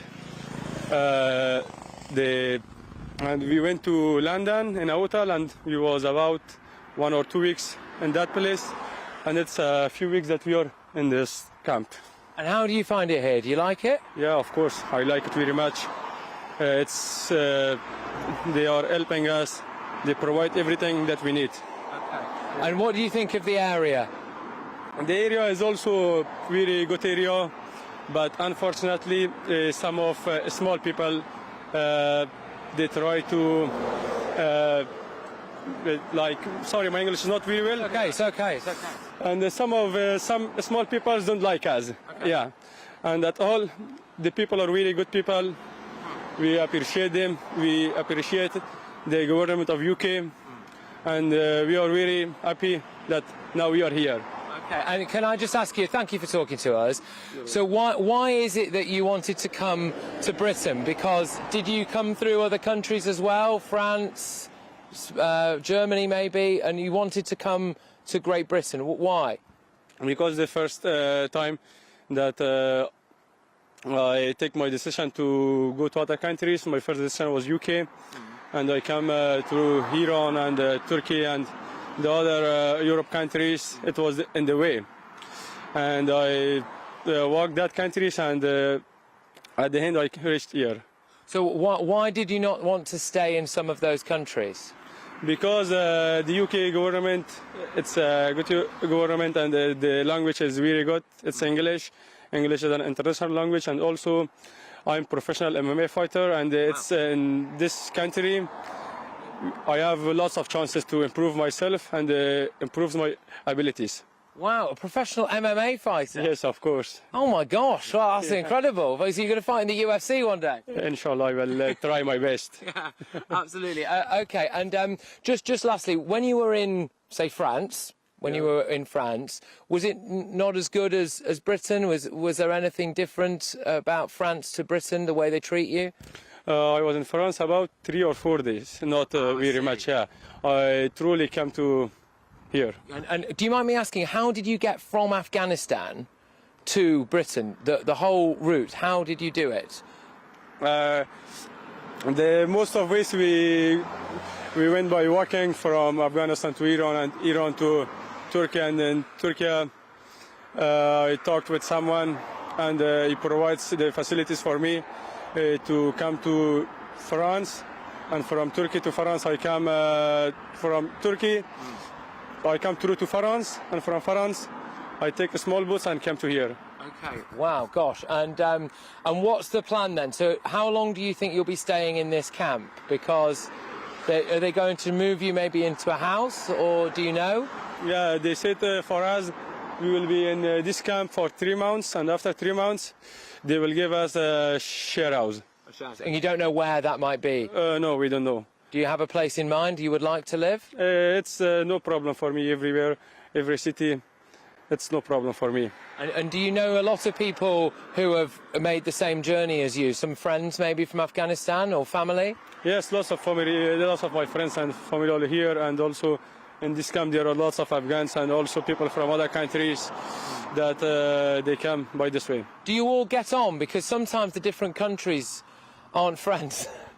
Sorry? Do you all get on with each other inside the camp? People from different countries, people from Iran or Afghanistan or Eritrea or different countries. Do you all friends or not really? Some of them are my friends, and with some of them we get friends in here. Yeah, we talk with each other. And like this. Yeah. Yeah, absolutely. Okay. Well, look, thank you so much for taking the time. What would your message be to people who don't like you, really? Because there will be people who say, look, you came to Britain illegally, small boat. What would you say to people who say that you shouldn't be here? it's like some of people come here and do good things. They study, they do trainings, they do good works. These are good people, and some of people that they are not good people, and it's like the whole world is like a jungle. Some of people are good, some of people are bad, and we cannot judge everyone. We must judge everyone personally, but it's personal, not at all. And sorry, very lastly, why did you want to leave Afghanistan? Why? Because in Afghanistan the situation is really bad. Unfortunately, in Afghanistan it's war, suicide attacks. In Afghanistan, girls can't study, girls can't go to outside. In Afghanistan, a girl can go outside by a man. Every girls are like in jail in their home. They can't study, they can't go to work, and also we can live good in Afghanistan. It's lots of problems. Well, I want to say thank you very much for talking to us, and just to be clear as well, you're perfectly happy for the interview, for your face and everything. Yeah. It's okay. Thank you very much. Take care. Yeah. Well, look, I would actually like to thank that particular individual for stopping and talking to us. It's very, very often that they don't, and I think most people watching this now will think he came across like a pretty nice guy. He speaks the language pretty well. Serious questions, of course, about whether or not that means he should still be here and what he's necessarily going to contribute to society, etc. I'm joined now by Gareth and Alexander. Thank you very much, chaps. You can clap if you want to clap. Yes. There you go. Gareth, I'll start with you because I know that you're very keen to talk about the vetting of these people and also dispel this myth that when we keep saying that there's going to be potentially 600 of these men here, it is actually a lot more than that, isn't it? Yeah, it is. The public, we were told that these men arriving were going to be properly vetted and screened. As Kim said, you know, they're chucking their documents overboard, so how they're doing that is beyond me. But we had a reality check a week or so ago when we found out that there was an alleged rapist which was arrested in Crowborough for an alleged crime in Europe. We don't know how long this person's been here. He's been freely walking around. The people in the camp are allowed to be absent from the camp for 7 days before a red flag is raised. So that means they can literally leave and then come back on day 7, and no one knows where they are. So I think it raises a very reasonable question for all of the UK to ask what is a vetting process. How do they, how do they work out where they've come from, what their previous history is like. But again, it begs the question: how much information is shared between the authorities in the UK and those of the safe countries they are coming through? I just think it's a very reasonable question to ask. Yeah, and look, a few things stood out to me for that interview, which is that he was basically told that if he can stick it out in Crowborough for a maximum of 3 months, he is guaranteed to have a room in an HMO. Absolutely guaranteed to have a room in an HMO. When you see in the next section, I'm going to show you actually inside that migrant barracks as well, and you think, we've got homeless veterans, we've got, plenty of people in this country. It is amazing who we can find the housing for. But Alex, I'll bring you in here now because the government's very keen to tell us that they are stopping the boats by about 40% down or something like that. But it's not enough for you as far as you're concerned. Yeah, that's right. I mean, look, everyone in this room, hard-working people, the Home Office, the government have been trying to pull the wool over all of our eyes. I think, look, there is a fundamental issue here around the calibration of illegal immigration and how it is explained. There is subjectivity around it. And what we have seen through this whole process in the last 9 months is that they are trying to manipulate that narrative and ultimately pull the wool over a good community's eyes. I think when they do that, it's disingenuous, and ultimately it's just wrong. OK, all right. Well, look, thank you very, very much, both of you, for your views there. I'm going to throw it back in just a second. I just want to say as well, it's important not to lose sight in this that this was, of course, a cadet base, the largest cadet base in the southeast of England. And in the next section, I'm going to be speaking to an amazing young man who is a cadet, who has actually suffered as a result of this as well. So I'm going to be fascinated to hear what he has to say. But yes, Nana, I'll throw it back over to you to see what you and your panel made of that interview with that Afghan man. All right, thank you, Patrick. So we heard that. So joining me in the studio, Sean Bailey, Lord Sean Bailey, and also Matthew Larzer. Now, you heard from a man who's travelled through numerous safe countries. He's an MMA fighter. He talked about, in Afghanistan, those suicide attacks. He said girls can't study, they can't go outside, they can't work. I didn't want to say to him that he's not a girl. So, yes. So it doesn't really affect him, to be honest. But to me, listening to him, he seems like a very nice man.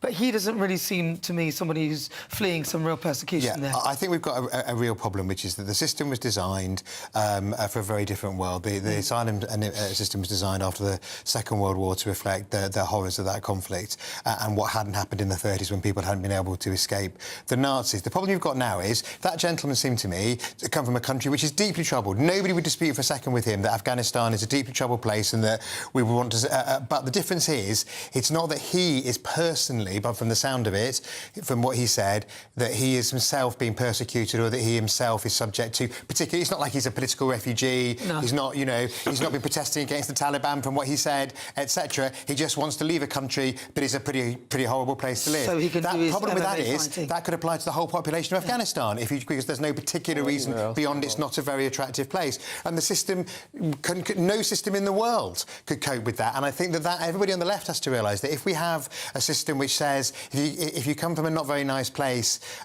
even though you yourself are not facing a particular problem in that not very nice place, then what you do is you ruin the system for those people, say people in Afghanistan, like the girls, like the women and girls, like the women. Exactly. So, or people who are being politically persecuted in other places. So it sort of ruins the whole system, and that's my worry. Well, what the gentleman said is he said some of them are disingenuous and it's like they're pulling the wool over their eyes. I mean. It goes deeper than that because what we've done now, we've set up a system that is easy to game. I sit in the Lords and hear people talk about as if everybody who comes across is completely honest. That's clearly not true. As if everybody comes across is seeking asylum. They are not. They're economic migrants. And if you're sat at home now as firmly on the left and you think everybody who votes Reform or is centre-right is racist, it's because you won't accept that our system is being gamed. You can go on TikTok and learn how to game the system. How come so many of these people don't have any documents at all? That is a system being gamed. And until you accept that, you cannot answer these problems. We are working on a system that was set up to deal as the world was in 1950. It's 2026. Things had advanced completely. And what was very interesting about that man, I would have wanted to ask him, who told you those things? Who told you you'll be housed? Because the other part, which must not be ignored, this is a massive business. And what happens is, if you're in Afghanistan having a tough time and someone tells you go to England, they'll house you, what a great thing. Wow. But the problem is, you'll have a very large group of men who've been lied to, who will be in our shores, who will be angry. Who controls the output of that? Well, look, I'm going to put the same thing to you, actually, the same disingenuous and pulling the wool over people's eyes, because this guy, although he seems very sweet, he doesn't, like I said, it feels like a lot of them are disingenuous. Well, I mean, I think in a sense he's let the cat out of the bag by his openness and his honesty, because Patrick asked him, you know, why didn't you fancy any of the countries you stopped off en route? And the answers were the language, or I want my MMA is bigger in Britain than it is in France. I mean, neither of them were I wouldn't feel safe, or it wouldn't be a democratic country or with democratic values to be in. They were rather different answers, and therefore, you know, in that honesty, I think is exposed a really big problem. And I think Sean is right. People on the left need to realise that this is a system that involves people going to traffickers, being pushed across the English Channel by traffickers. We've seen tragedies of people, such regular tragedies of people drowning in the Channel. What we really need to see is a system which says once you've arrived in a safe country, you claim asylum there, and you know that's why I believe that a pan-European solution is the only way. All right, well, look, loads still to come. Stay with us. We'll be discussing so much more. Let's read you the statement. A Home Office spokesperson said the safety of local communities is central to our immigration reforms, which is why asylum seekers are routinely screened against policing, criminality and immigration databases before they are permitted to move into sites. We are closing every asylum hotel and moving asylum seekers into basic accommodation, including ex-military sites. 5 former military sites are being explored to house asylum seekers. We have already seen results. The population of asylum seekers in hotels has fallen by 35% in the last year and by 63% from the peak under the previous government. Overall, asylum costs have already fallen by £1 billion since this government was elected.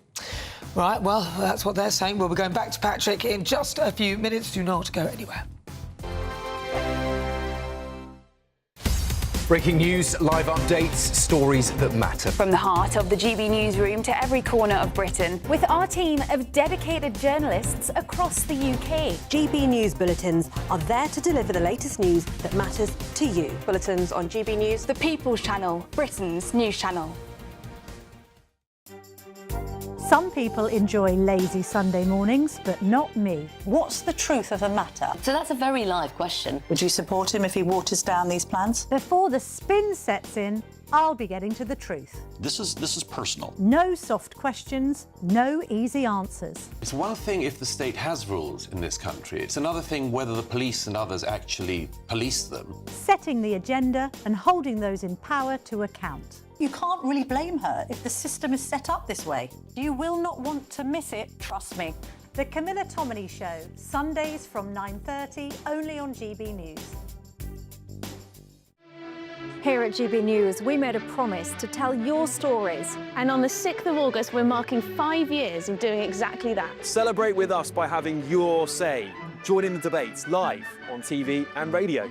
And meeting your favourite presenters across the country, from Leeds to Aberdeen, from Belfast to Barry Island. Plus, join me in Essex for our biggest live show of the year. Scan the QR code or visit gbnews.com/celebrate. Terms and conditions apply. As soon as it hits 11 and the headlines come in, Late Edition brings you the breaking news from all the front pages. because the news is going to happen. So get a head start today. Patrick Christys tonight, Late Edition. Alex Armstrong tonight, Late Edition. From 11 o'clock every night. Only on GB News, the People's Channel, Britain's news channel. Westminster's full of talk, but out here, it's the real world. Am I allowed to talk then? No, that's it. This is where it matters, real people and real lives. That's what politics is all about. The fact that Trump made a good start, no. Straight answers, no spin, and just a couple of pints. How many fingers have I got up? About 10. So join me for Lee Anderson's Real World every Friday at 7 p.m. only on GB News. The People's Channel, Britain's news channel. Do you trust what you're being told? Good, because neither do I. Those are just facts. I'm Alex Armstrong, and on my show, we'll expose the spin. Well, I want to answer that, because you didn't let me last time, because you always speak over me. The broken promises. To deny that is denying the truth. And the hypocrisy. We can allow. You think we can allow. Politics, policy, parliament. Nothing is off limits. No sugarcoating, no fear of offence, just the truth laid bare. Tune in every Saturday and Sunday at 9 p.m. for Alex Armstrong Tonight, only on GB News, Britain's news channel.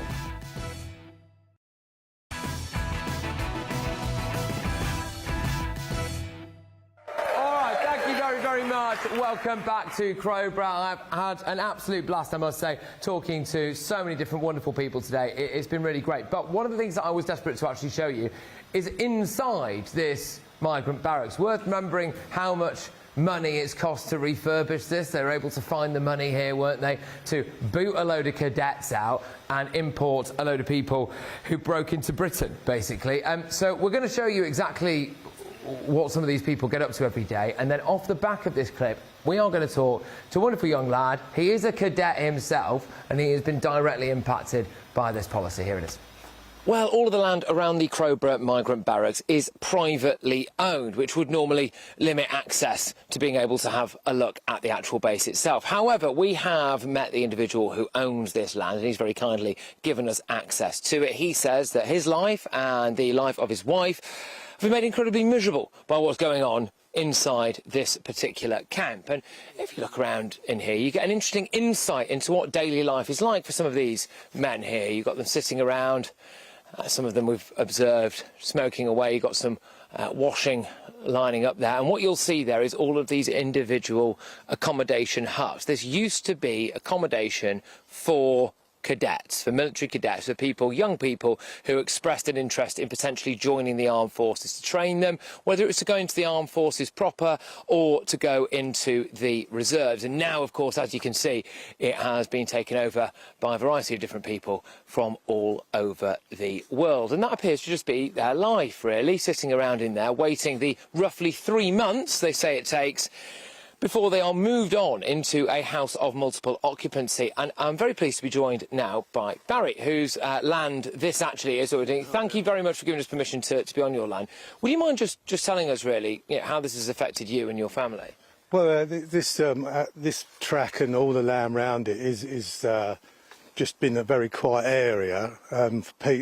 Locals walk around here, but they've just moved in potentially 3,000 on a rotation. That's what we worked it out. Blokes in their army camp, and the wife now won't walk down here. She can't walk down here, and we've got a few horses in fields down there, and there's all sorts of stories going on about that. So yeah, we're quite worried about it, and it's only really just got going.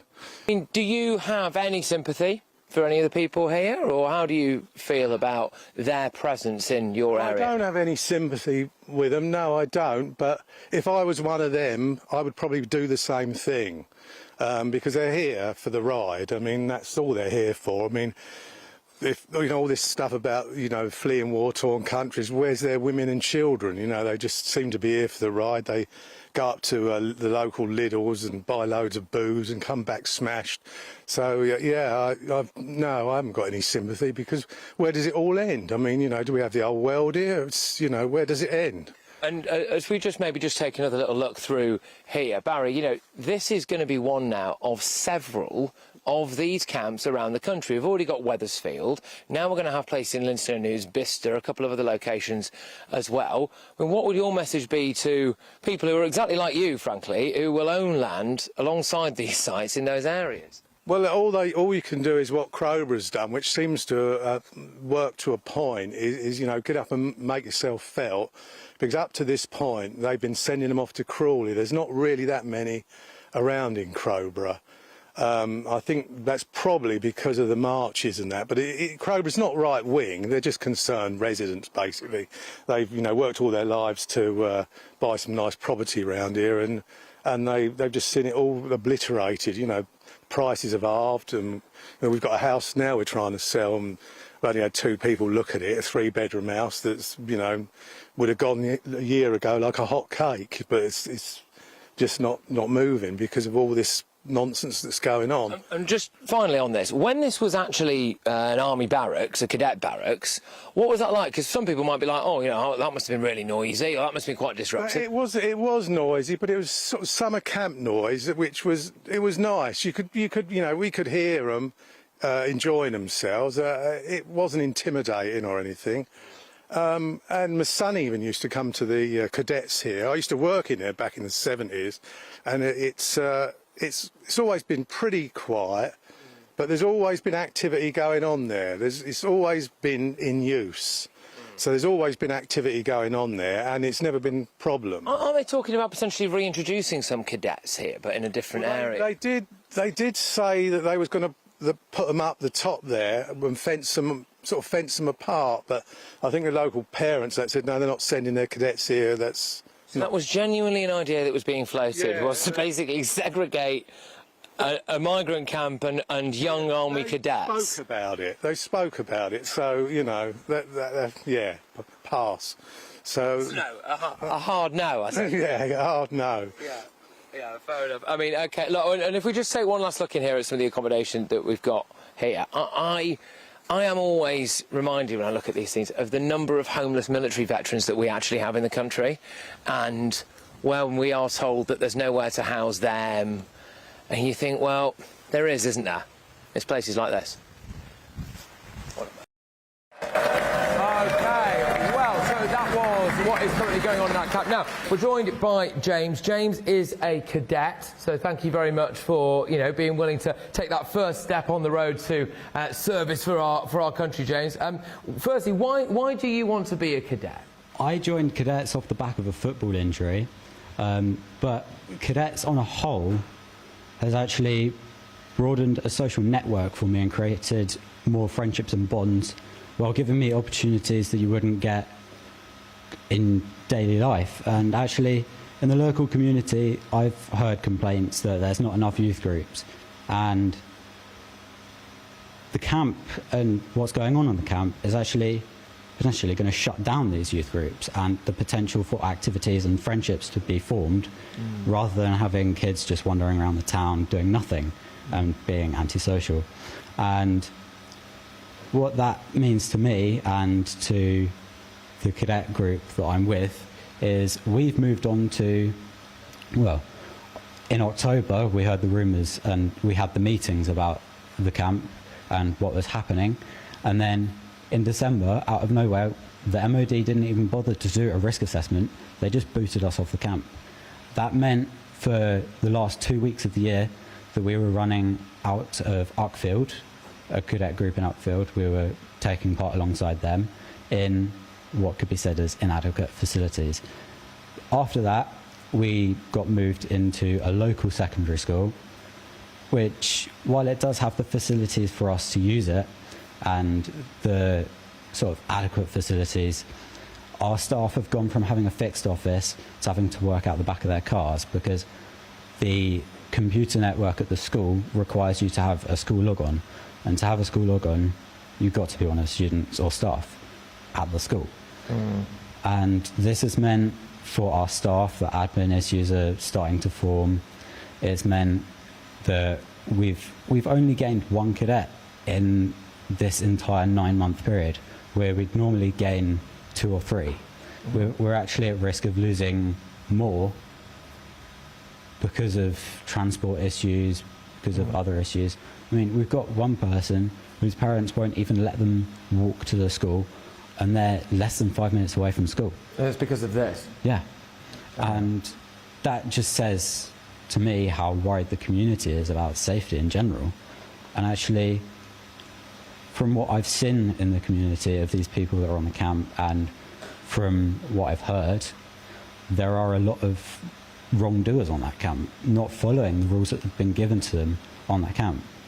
There are a few violent ones as well that have been sent outside Lidl in town and actually pushed a member of the public towards a road because he was filming them and didn't feel safe.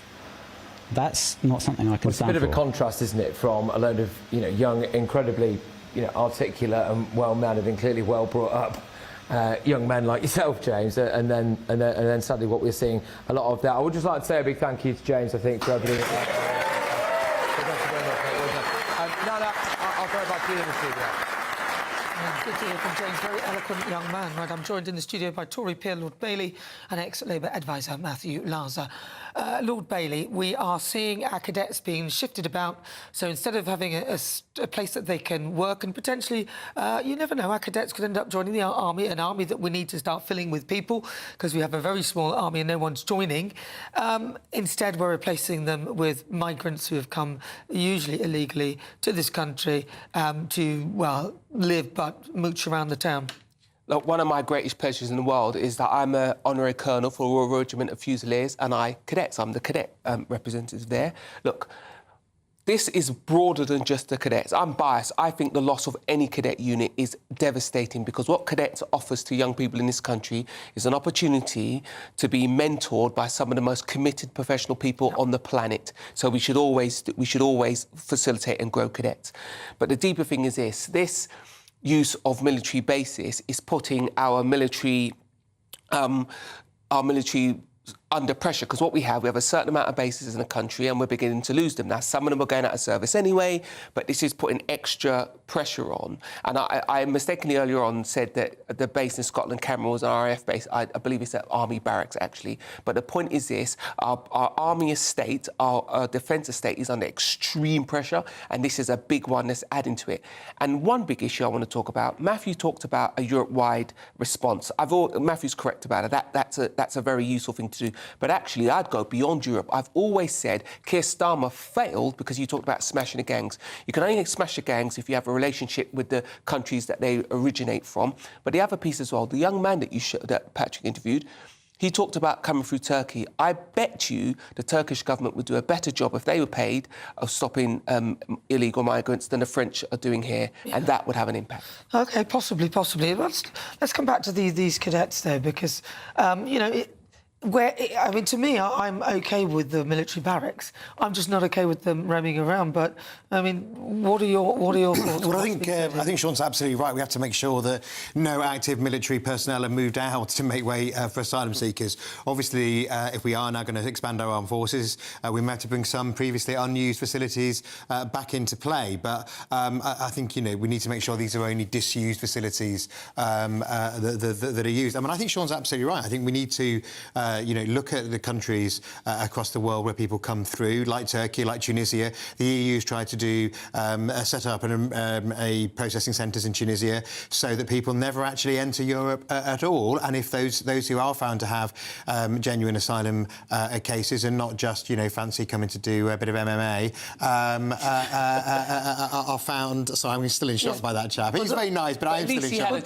He has a trade. But the problem is the pull factor. So even if you do what you're saying and we work with other countries, they're begging us. The European countries are begging us to change things so that we don't make it so easy to draw people towards us. I think we do need to look at the pull factors. I mean, one thing that actually the government is going to benefit from is the number of people coming to Europe is actually falling because of what the European action has done, which needs a little bit of, not an immediate, but a bit of a reduction in the flow. All right, Wilson, a Wealdon District Council spokesperson said Wealdon District Council understands that the situation at Crowborough Army Camp has caused concern and uncertainty for many residents. However, the council does not accept that it has failed to engage with residents. Since the Home Office announced plans to use the camp, the council have remained actively involved, seeking further information and clarity on behalf of residents and ensuring that local views and concerns are represented. Well, stay with us because we'll be going back to Patrick in Crowborough in just a few moments. Do not go anywhere. I forecast a perfect holiday in the sun. Weather looking good then? For sure, and no worries about our travel insurance. All Clear Travel Insurance sponsors GB News Travel Destinations Forecast. The heat across parts of Europe has been a big talking point through recent weeks. Currently, there's hot air across France, but that's edging southwards through the next few days. There are some showery bursts of rain, perhaps some rumbles of thunder across Greece tomorrow. It's hot across Italy, lots of sunshine here, outbreaks of rain for parts of France, and like I said, that heat pushing its way southwards into Spain. Here there will be the odd shower around, but generally it's looking fine and sunny, and for many, that's how it's going to be into next week. All Clear Travel Insurance sponsors GB News Travel Destinations Forecast. Hello and welcome along to the latest update from the Met Office for GB News. It's going to stay dry for most of us during the next 24 hours and longer. Some cloud in the north and east, slowly turning cooler. The reason for that is high pressure that continues to dominate the weather. Well, it drifts slightly more towards the northwest. Around that high, we've got cooler, less humid air drifting in. And we've also got low cloud drifting in. So eastern Scotland, northern Scotland, parts of Northern Ireland, eastern England, certainly prone to cloud overnight. That cloud thick enough to give a few spots of rain over the Pennines across eastern Scotland as well. But clear skies towards the southwest. Wherever you are, it's going to stay relatively warm in the south, 16 Celsius, but towards the north with that cooler air in place, could get down to the mid-single figures. A fresh start to the day on Friday. Plenty of sunshine for Wales, the Midlands, the south of England.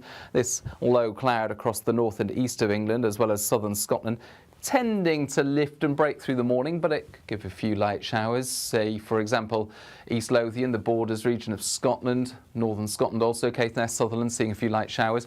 There's plenty of sunshine for central and western Scotland, Northern Ireland as well, seeing the cloud lift and break, retreat back to the beaches through the day. So a brightening up process for many, and with high pressure close by, it's effectively another largely dry and bright day. But there will be a fresh breeze blowing into the north and the east of the UK, limiting temperatures to the mid to high teens, whilst elsewhere where we've got the sunshine and lighter winds, mid to high 20s are more likely. Saturday starts off in a similar way, a lot of cloud in the north and the east. In fact, that cloud tends to advance south and west through the morning, so I think Saturday generally a cloudier day, a few showers once again, but most places staying dry, and with that high pressure nearby. Through the rest of the weekend and into next week, it's going to stay dry, it's going to stay warm. From cold mornings to warm family brunches. From football to tennis. In the car. In the kitchen. GB News Breakfast is there. With the stories you need and the conversations that matter. Anyway, let's talk business. Well, it has been a historic night in British politics. It's astonishing, isn't it? We're here again to start your day just right. GB News Breakfast. Every morning from 6 a.m. Only on GB News. Britain's news channel. You want to know what's really going on in the corridors of power? Labour don't know what to do with you half the time, and that makes you quite lethal in the chamber. Get behind the headlines with Chopper's political podcast. Join me, Christopher Hope, as I sit down with the great and the good of British politics. We'll see where this ruling takes us. These are the stories shaping our nation. Chopper's political podcast, available now on all platforms. Listen in and stay ahead.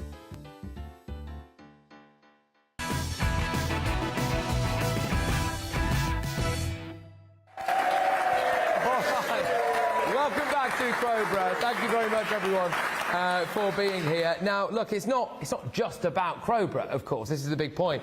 You know, there are going to be these other sites that were announced in the last week or so. Linton-on-Ouse, a town with a population of something like 280 people. There were original plans to put 1,200 asylum seekers there. There's also a town near Bicester, which has got even fewer people as well. Again, they were planning on putting hundreds of people there. I'm just going to remind you, though, of a clip of the Green Party co-deputy leader, Rachel Millard, who had this to say about all of the people who were in these camps. Here she is. The stories from the Home Office staff of the asylum seekers in other sites, they're talking about surgeons and doctors and lawyers, people who come from Eritrea or Afghanistan. Yeah, you go. Doctors, engineers and all of that from Eritrea. So there we go. Right, I'm going to throw here now quickly to Steve. Now, Steve, you are linking up, people here are linking up with people in these other towns or villages that I mentioned there, aren't you? To try to create a community of people and give them advice to get their sites blocked. Is that Absolutely. Right? I mean, Bicester, Barnham and Linton, they've in the same position we were 9 months ago. You know, questions not being answered by the Home Office. What do we do?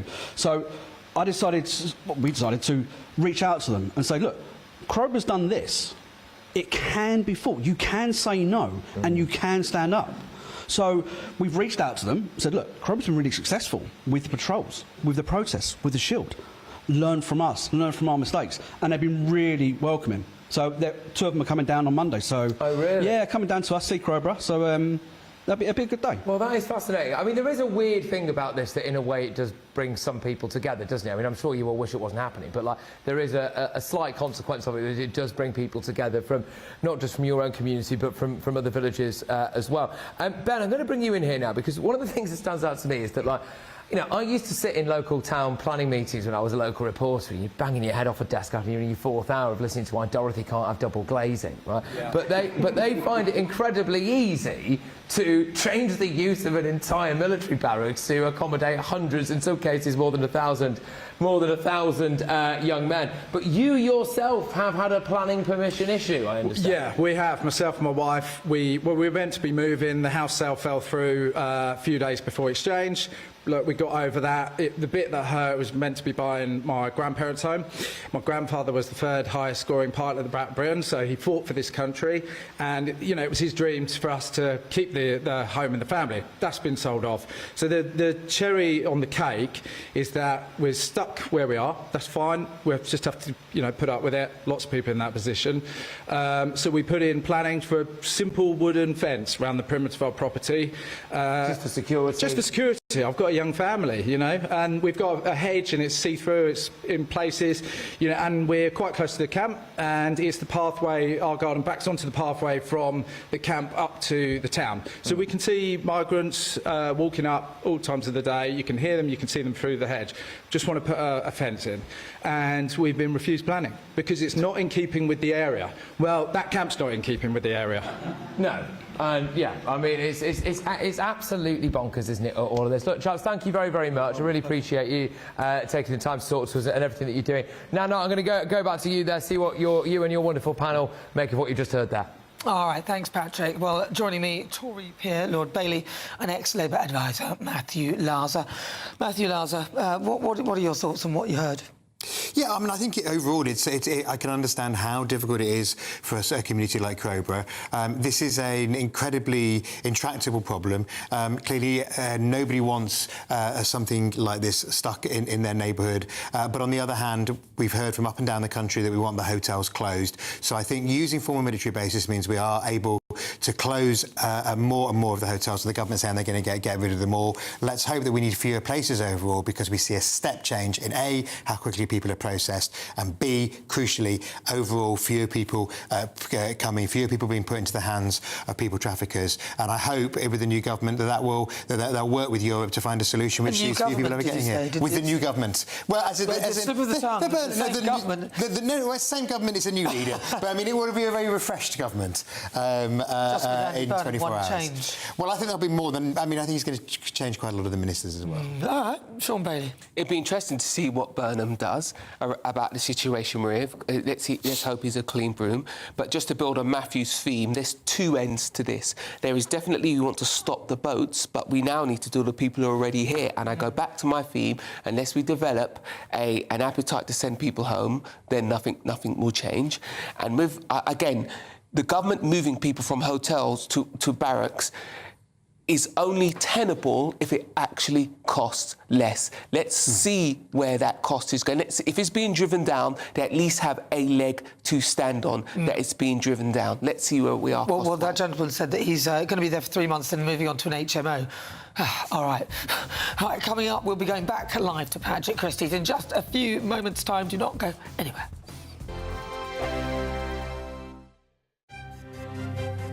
GB News Breakfast, every day from 6 a.m. Started event at Madison Square Garden last night. We believe for about 100 guests. Could that have been a rehearsal dinner? 1,000 guests, even. Well, no, that's today. 1,000 guests today. Oh, is it? Yes, for a much larger event. So could last night have been the rehearsal dinner? Could today be the wedding? That's what everyone's speculating. New York is said to be buzzing. This is America's royal wedding. Let's talk to showbiz journalist Ed Gleave, who joins us now. Morning to you, Ed. What's it like over there stateside? Is it being dubbed this royal wedding? Yeah, I think for America, that's exactly what it is. And I think added to it is the fact that no one really knows for sure what's happening. I think the sort of speculation is kind of adding to the excitement for fans. GB News, the People's Channel. GB News Breakfast, every day from 6 a.m. They don't like Trump, Trump doesn't like them, and they're sort of outdoing him on the 4th of July.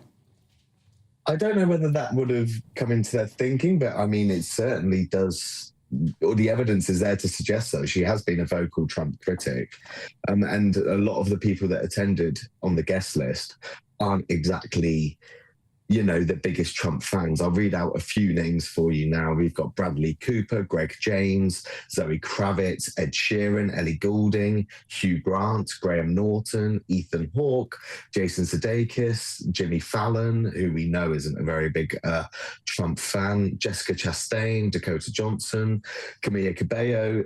These names may not mean a lot to some people, but trust me, they are, at the moment, very popular. GB News, the People's Channel. GB News Breakfast, every day from 6 a.m. The Duchess of Sussex, Prince Archie and Princess Lilibet are not going to come to London with Prince Harry tomorrow, despite earlier suggestions that they would. join him. A change of plans apparently causing frustration, with sources claiming senior royals are tired of what they describe as the will they, won't they approach. Yeah, I think we all are, aren't we? It's still unclear, apparently, whether Meghan and the children will join Harry for the rest of his visit, which is a bit later on in the week. But they're certainly not coming, as so many reporters predicted. With all the security issues, I mean, the thing is, it's not saying that he doesn't get the security. It's on a case-by-case basis. So it's completely possible that he would get the royal protection that he wants while he's here. It's just not an automatic guarantee, and that's what the fight's about. GB News, the People's Channel.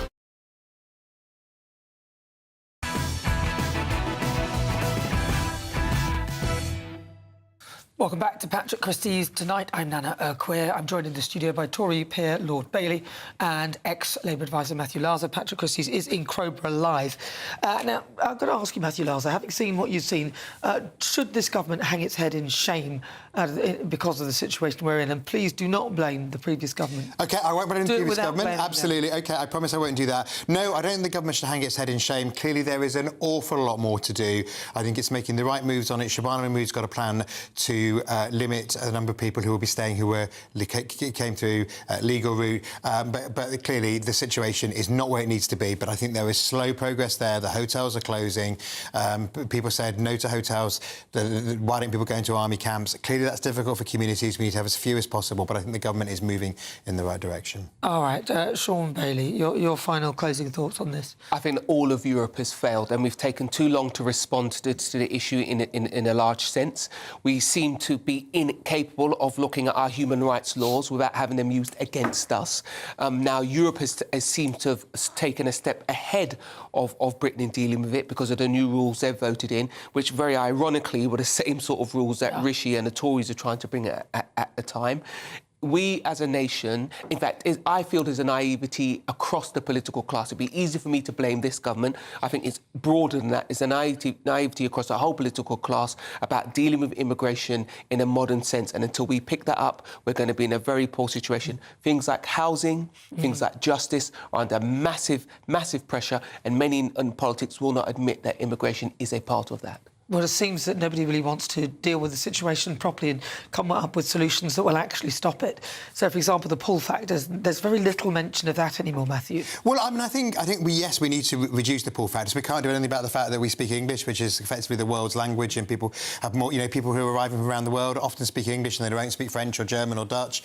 So that's one thing we can do. But we need to make sure we have things the government talked about doing ID cards, which is one of the reasons the French say people come over here, because people aren't checked all the time. But there was a big outcry about it. So sometimes people say stop the pull factors. They wish they wish the end, but they don't wish the means. Well, I just don't understand why nobody will touch on the point of detaining these people properly when they arrive. Other countries have managed to do it. That would be a huge a huge put-off to many people, and also it'll keep residents safe, from... Not that all boat migrants are awful, but, what I mean? There's two things. Our history would suggest that we shouldn't detain people. I'm not enthusiastic about that, but what I would do is offshore processing, so we wouldn't need to detain 100%. People in the first place. I think that the other thing to talk about is, of course, this is a business, and we need to interrupt the business. If you want to make a change, follow the money and interrupt that. That's a very important point that needs to be done. And I would employ the help of the broadest set of international help. That's why I would go to the countries where people are coming from and say to them, you do something about it to maintain a friendship with Britain, or that fails. All right, well, thank you very much, Lord Sean Bailey. Thank you very much, Tory peer, and also Labour advisor Matthew Larser. Let's get straight back to Patrick. All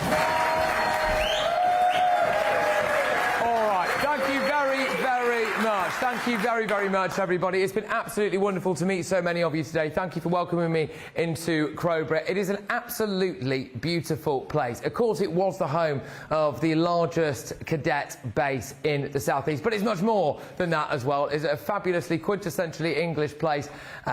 Arthur Conan Doyle, Sherlock Holmes fame, he lived here. Winnie the Pooh is from here as well.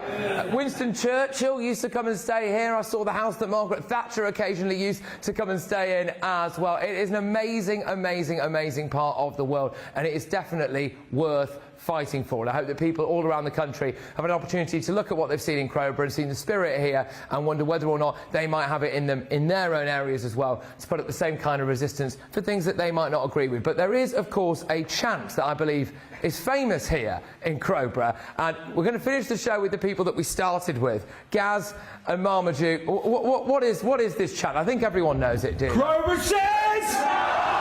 Crowborough says!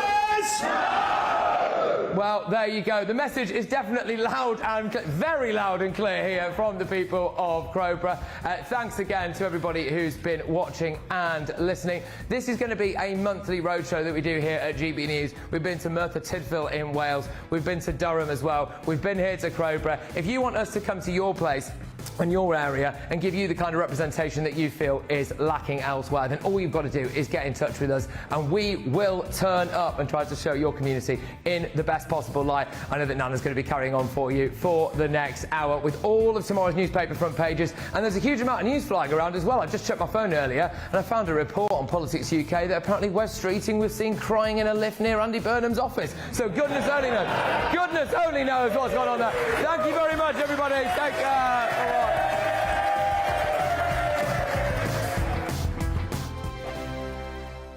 We're celebrating a golden summer with a terrific two-part Great British giveaway. First, you could win a sensational £60,000 in tax-free cash. And that's not all, as you'll also win our most precious prize to date, a fine gold bar worth over £5,000. For a chance to win, text GOLD to 63225. One entry costs £2.50 plus one standard network rate message. Or text BONUS to 63225. 5 entries cost £5 plus one standard network rate message. Go to gbnews.com/win. Entry start at £2.50. Call